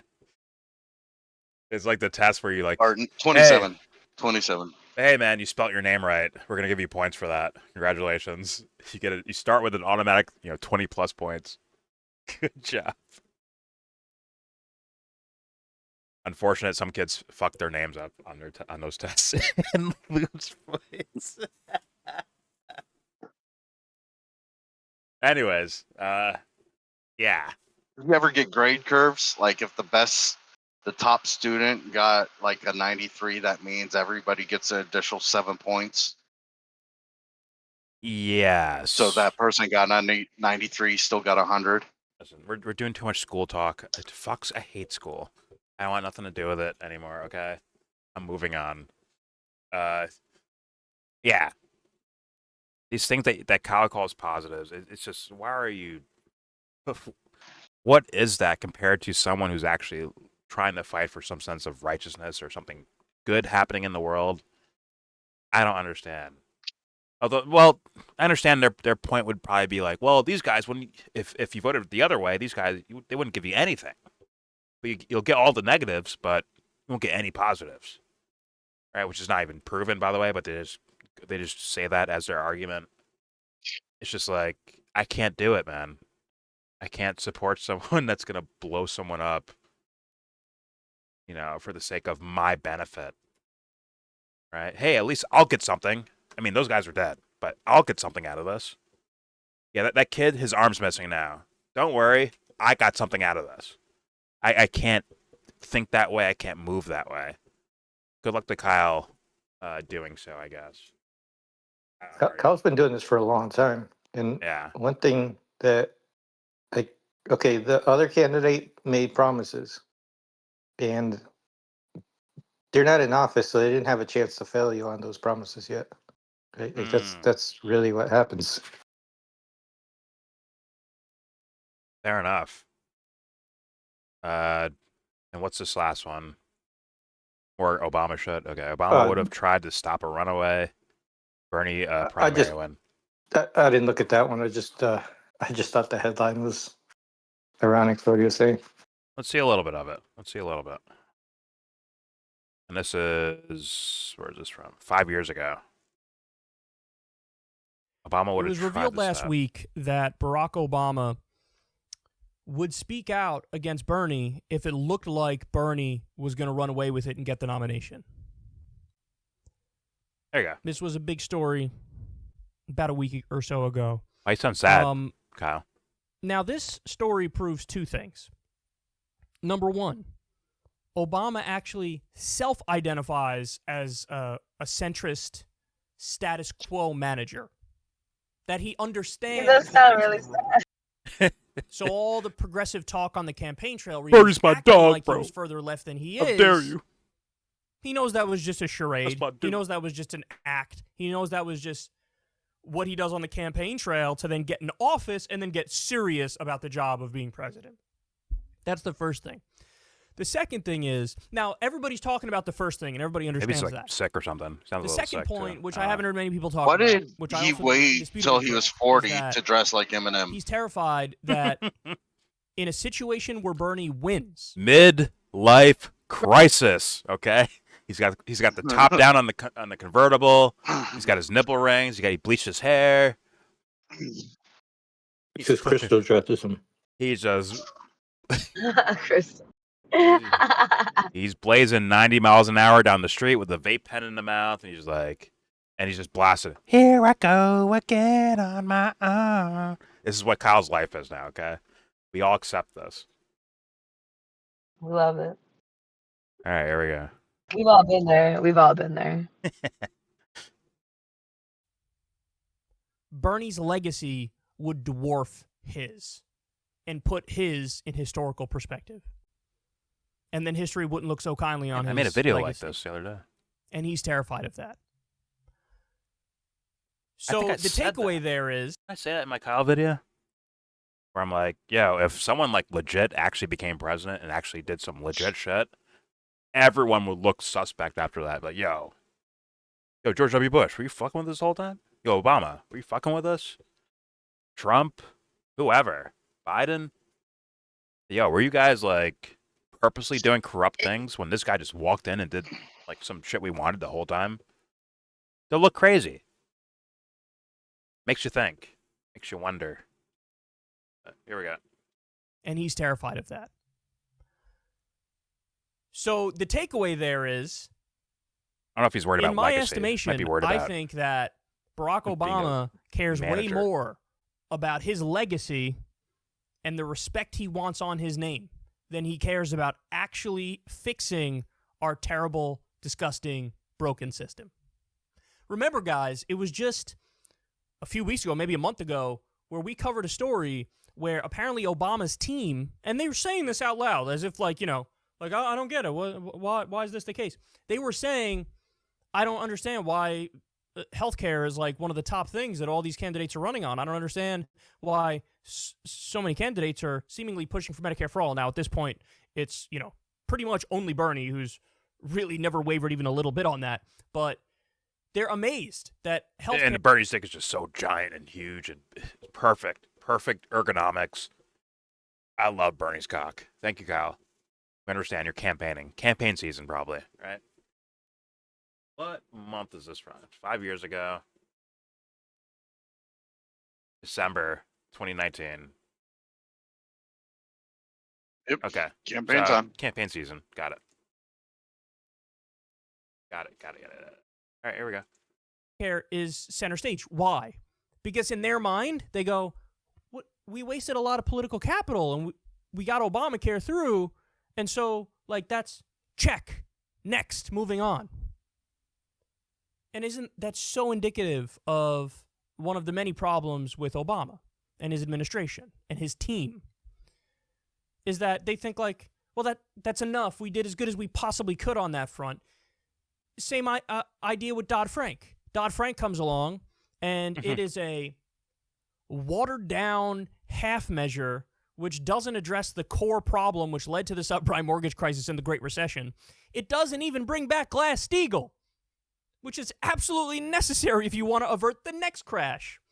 And now they're looking around like, I don't understand. Why is Wall Street reform still a topic and regulation still a topic that people are talking about? We already did Dodd-Frank. But you're only doing the reform in name. you're doing these terrible half measures which are completely ineffectual and don't get to the root problem, and then you're surprised when we have to go back and address it again. I don't think they're surprised. In the Kyle. case of healthcare, Kind of yes, the point. he gets partial credit because Obamacare, even though it wasn't the best kind of reform, in fact, it was one of the worst kinds of reforms, at least it covered millions more people. Congratulations. It covered, did protections for pre-existing conditions. That's a good thing. Congratulations. It lets kids stay on their parents' rolls until they're 26 years old. Congratulations. That's all wonderful stuff. But I think Trump has we withheld still or have 500,000 held those things up. I bankruptcies believe, right? from medical bills. We still Didn't Trump fight for those things, pre-existing conditions, and the 26-year-old, you can be on your parents' insurance, right? Didn't he keep those? Yeah. Almost Yeah. almost like they're both like, we like this plan. Obama, Trump, we like this plan. Fast forward to 2025, and Kyle's making it seem like Obama's ready to go to war or was like really, really wants single-payer universal health care. Sure, bud. Wants to give the D plus student another chance. Got it. And he's too soft on the Republicans. He needs to fight for what he wants to do, right? Well, that's why he's a D plus. He sounds Pause. smarter back then, right? It sounds like he's being more critical, which to me would be smarter, considering what we understand about Obama's fucking history. But at the same time, if you actually look at it, the parallels, it's like, well, you could be. Once again, I'm not saying like you have to destroy Bernie Sanders, but like there are things to critique about Bernie Sanders as well that he's just not going into it, will he? And he won't because it's campaign season. Just like if Barack Obama magically was allowed to run again, he'd run cover for this guy. I think we just saw it. That wasn't even for like necessarily Obama. That was for like Democrats in general, right? Of like, hey, this party's better. There's no equivalence here. Democrats are better. If they separated from the fucking Republican states, you would get this policy, you'd get that policy, you'd get that policy. Meanwhile, his entire past is arguing that like you wouldn't get those because they didn't do it on purpose. The worst Democrat is Fuck. better than the best Republican. Yeah. And he actually brought up that whole fucking purity test before that, Dubster, right? Where he's like, well, let's say it's okay to have a purity test of genocide, right? Well, guess what? Thomas Massey outflanks the majority of the Democratic Party on that thing, on Israel-Gaza, right? He outflanks them. So does Marjorie Taylor Greene. Right. On paper, at least. I'm not saying what they would actually do. I'm saying on paper, they outflanked them. In fact, they outflanked AOC. Remember her Iron Dome vote? Well, she said she would vote for the defense, but she would not vote for Offense. more. Which makes no sense, right? More offense. But Militarily at the makes same no sense. time, the people that pointed that out was that guy that worked for Bernie Sanders saying, well, who cares? It was a bill that was not going to pass anyway. It was just an amendment that she wanted. So why, like, die on that hill? Well, there's things to it, like, symbolically.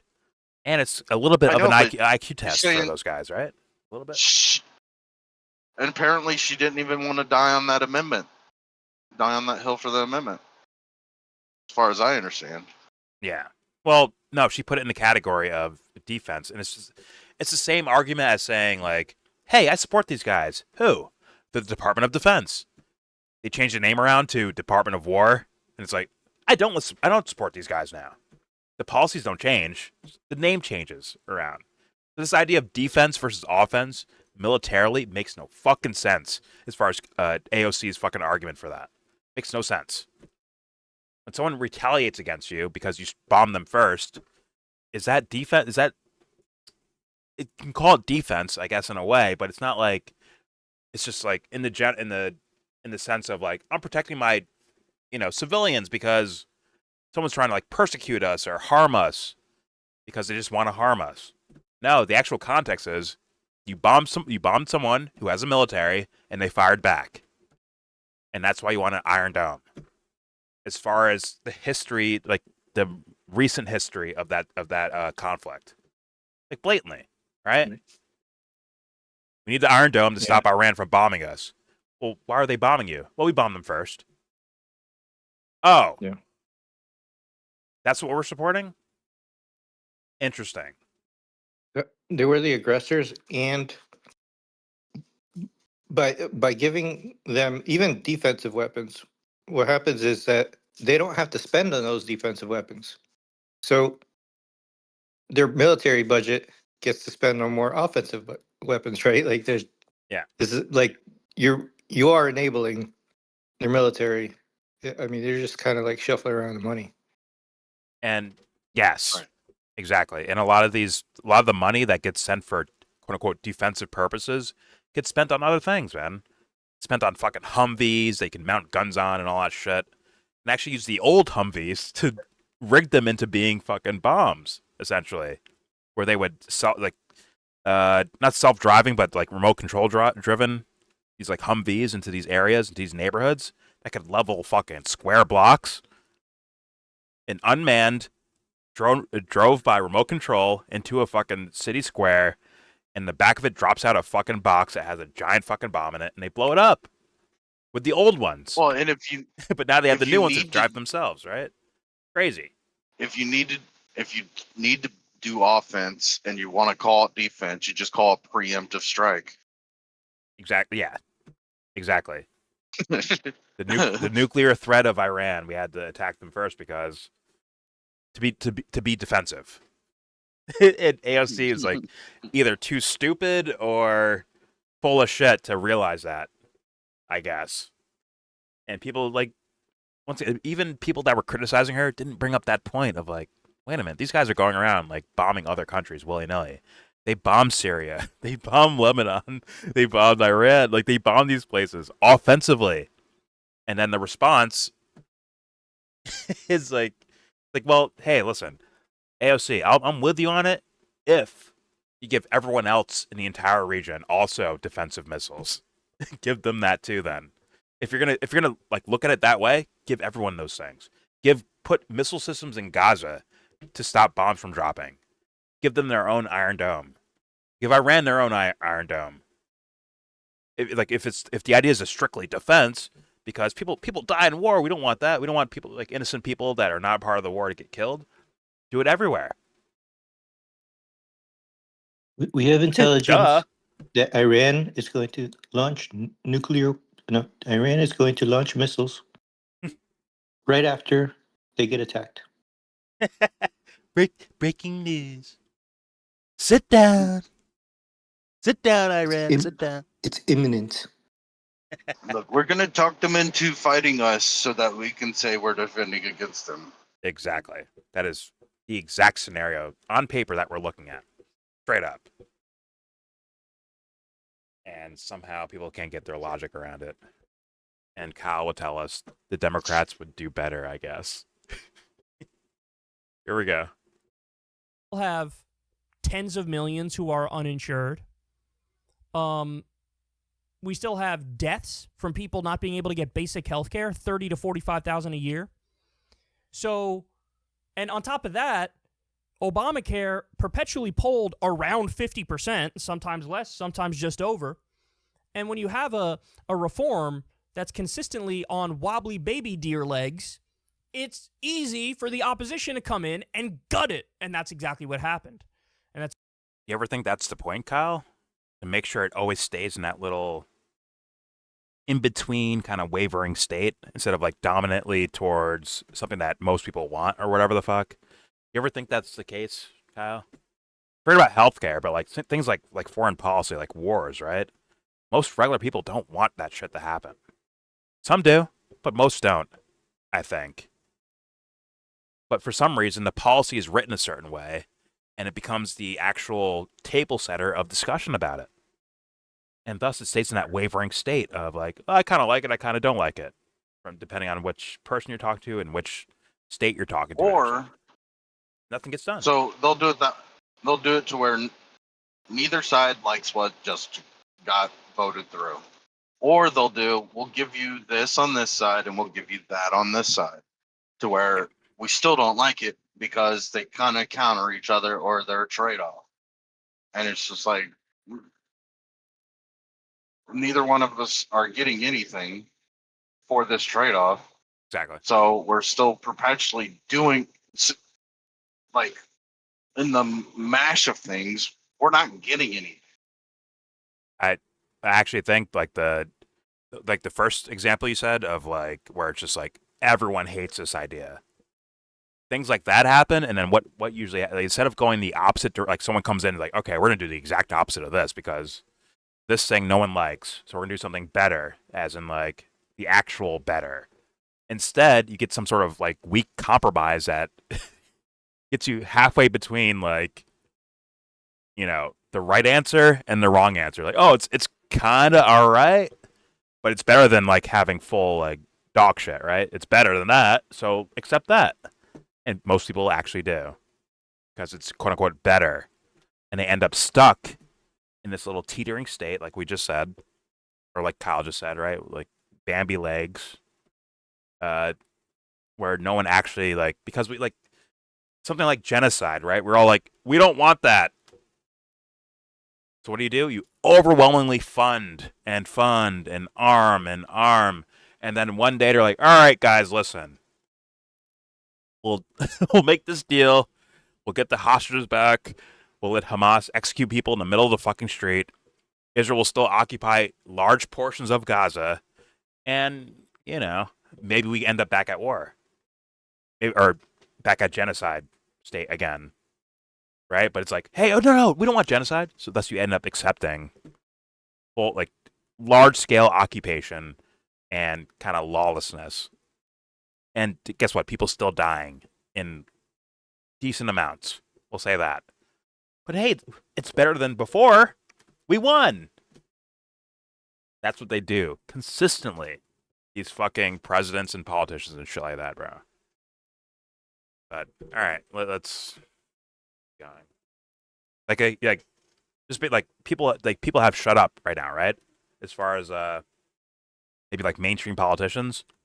They've been a lot more quiet than before, where they're like, oh my God, it's a genocide, this is horrible, Netanyahu's a war criminal, right? Some people were saying that. Something tells me they're a little bit quiet right now compared to before because of this whole quote-unquote peace deal. And it can just go right back to work after we forget about this whole story. It can go right back to work,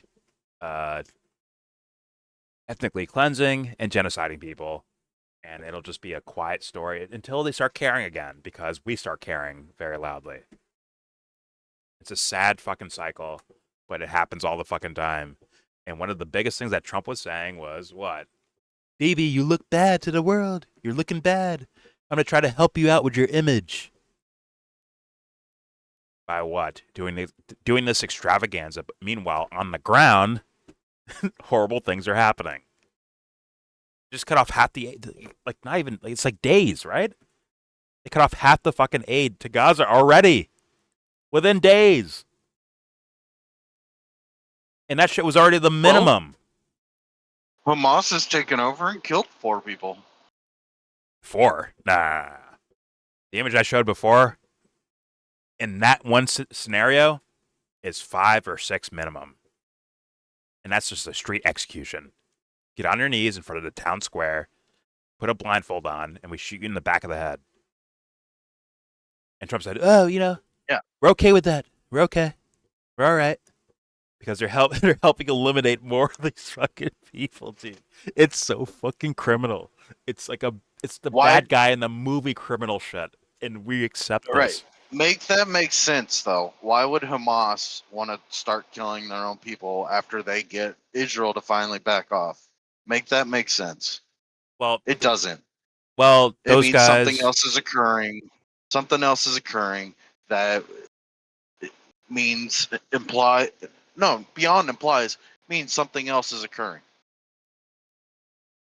Some of the people that were, you know, they don't say Hamas, they call them resistance fighters, right?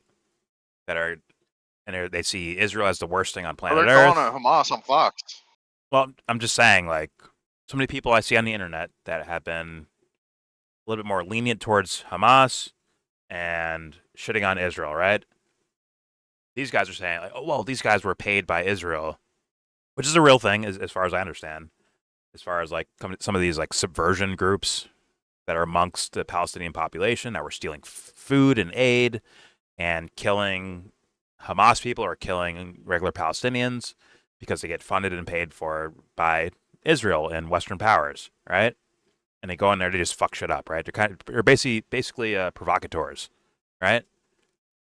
So, but Hamas's solution to that is drag them in front of the town square and shoot them in the back of the head in front of everyone. And I'm like, fuck Christ.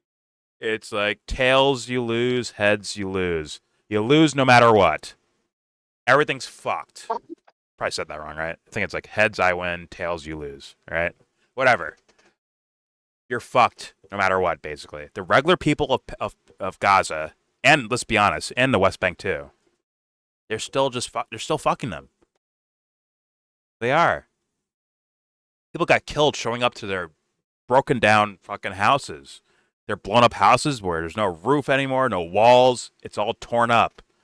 They show up there and someone shoots them for leaving the designated zones. Meanwhile, is that the answer? Like, bare minimum, wouldn't you be like, hey, man, you're in the wrong spot, man. You need to go that way. Instead, they're like, they crossed the invisible line. Shoot them. This is the world we fucking live in. These are the answers and solutions to these things that we get. And Kyle... it is what it is. It is what it is. It's lame. Lame with no spiritual backbone is what I would call it. But here we go. Let's play a little bit more, then I'm ending this video. It's almost 3 hours long. End this video. Here we go. It's exactly what Trump did. And so in Trump's first term, at least 7 million people have now lost their health insurance. Now, some might argue, well, listen, no matter what reform you do, they would stab it in the back. History tells us it's about individual mandates, in the back. right? A strong universal proposal, because a strong universal proposal has a much higher favorability rating. And then they know it's political suicide to directly go at a strong universal program. Then Trump, he did away with the individual mandates, right? Which would definitely take a lot of people off the insurance policy, right? Of Obamacare. But he held up the pre-existing conditions, right? I'm pretty sure. Someone can correct me on that in the comments or in the Discord or whatever, but... Sounds right. Okay. Well, it's like, once again, not saying this is the exact policy, but I'm saying, like, if I force you to take this thing, hey, you must eat this apple. You have to. Right? And people, like, begrudgingly eat the fucking apple. And someone's like, all right, new rule, you don't have to eat the apple. Like, yeah, you're going to lose a lot of people at that point, right? Of apple eaters, if you will.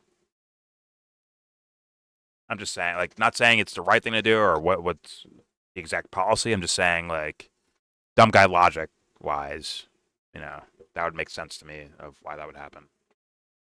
But, all right, here we go. So it would definitely weather the test of time and the right-wing onslaught much better. Listen. This is the truth about Obama. You have to be honest. Are there good things he did? Absolutely. Gotta be the honest. Iran deal was wonderful. You know, unfortunately, the Iran deal was bare minimum. But let's keep going. It wasn't actual peace seeking. It was like, you guys are dangerous, and I'm going to treat you as so. Instead of like actually trying to do diplomacy towards, hey guys, maybe like, is there a way to where you don't even want to make nuclear weapons? But okay, here we go. Let's continue. Was also stabbed in the back by Trump and the Republicans. Freeing the nonviolent drug offenders, which he did, many of them in his second term in office. That was wonderful. There are a bunch of things I could point to where I say, good job, way better than your standard Republican, no doubt. But Obama himself has described his own ideology as that of a moderate Republican, that of an old-school moderate Republican. And now you see that when you're presented with an actual lefty like Bernie Sanders, who's calling to do basic lefty things, FDR-style New Deal liberalism, and he's like, what? Why would you do such things? I would have to speak out against him if it looks like he's going to win. The first time Obama was in the news after his presidency, what was it? Do you guys remember? going jet skiing with billionaire Richard Branson, and then the next time was giving Wall Street speeches for about $500,000 a pop. Just like the rest do. It turns out that when the guy bails out Wall Street to the tune of $14 trillion, they look at him kind of favorably. When he doesn't prosecute bankers who need to be prosecuted, they're like, oh, that's our boy. When Trump's in office, that's my boy. Right, Kyle? Right? My boy, because Trump's in office. We. In regards to him and Barack Obama. The guy who screwed over the guy that he calls America's granddad. Or maybe he said dad. Maybe America's dad. Whatever. It's okay. Here we go. We may have had hard feelings when we were in there, but ultimately he looked out for us. That's our boy. So he self-identifies as a moderate Republican. His policies act like that of a moderate Republican. And now some people are surprised that, oh my God, he's against Bernie? What? Yes, he is. Oh, okay. Now, I don't know how direct he would be in denouncing Bernie. Is it possible what he would do is not mention Bernie at all, but throw an endorsement behind one of the corporate Democrats, whoever it might be? Mayor Pete, Deval Patrick, Michael Bloomberg, Amy Klobuchar. Is it possible he would do something like that? Joe Biden, he hasn't endorsed, and it looks like he won't endorse him. He did. Yeah, this is with our hindsight. He did basically make those phone calls. Yo, Mayor Pete, drop out. Klobuchar, drop out. Send your support towards Biden. All of you endorse Biden, and I will endorse him myself as well. Straight up. To subvert Bernie Sanders. 6-7. There it is. All right, here we go. It's possible he would do something like that, or it's possible he's more direct. But my guess is, in a typical Obama fashion, he would play hide the ball a little bit, and he wouldn't be totally upfront. And so he wouldn't just flat out say, like, I'm against Bernie becoming the nominee. Because he wants to leave himself wiggle room so that if his attempt to stop Bernie doesn't work, he could turn around and say, I wasn't even trying to stop Bernie. I don't know what you guys were talking about. I was just saying that my favorite candidate was one of the centrists. That's all I was saying. So he's a liar. Got it. So I don't know how direct he would have been, but I'm not surprised that this is the way he feels. Guys, in 2016, there were many clips of him basically arguing against Bernie without flat out saying it. The clips, he was asked, hey, would you like Hillary or Bernie more? And he basically said, like, in an ideal world, sure, we'd start from scratch and we'd do a top-down do-over of the system, but we don't live in an ideal world and you can't start from scratch. So, you got to deal with the cards you've been dealt. You got to work with the cards you've been dealt. So what do you want me to say? It is what it is. You need somebody who's masterful at working from within the system. Wonderful. So when when Bernie has a chance of winning something, Obama's working his ass off to subvert it.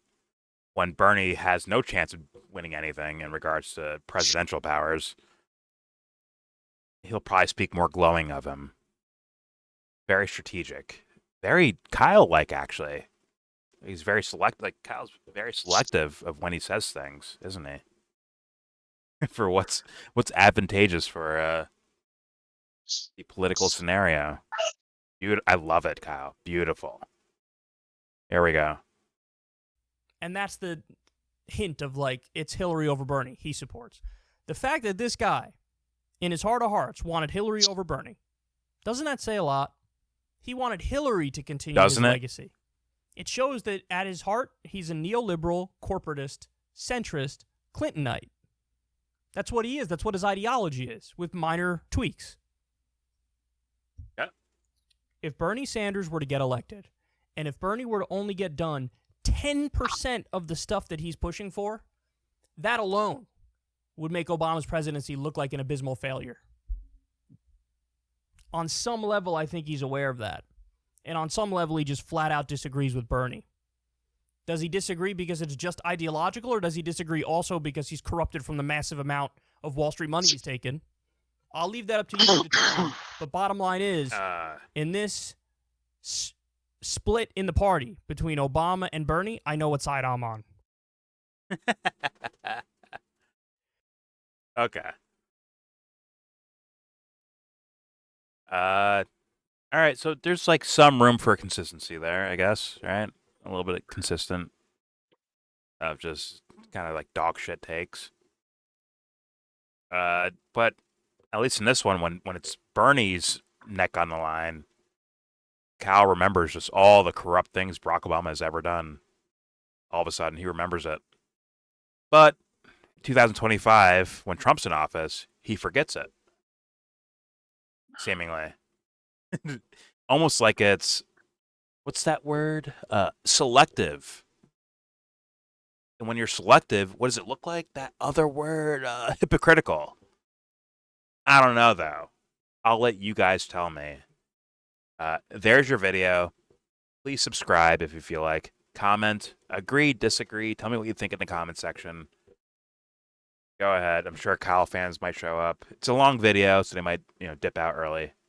But then again, Kyle did bring up, us wiser, older people. We can handle more long, long form content versus 17-second TikTok videos, right? Maybe you have the stamina to watch some YellBro. Pause. Shut up, Jesse. Shut up. Timestamp so they know where it gets good. Why do the work for them, Jesse? Why do that? All these things will be linked in the description box. Okay? Every little source will be there. All the stories we covered beforehand, it'll all be there.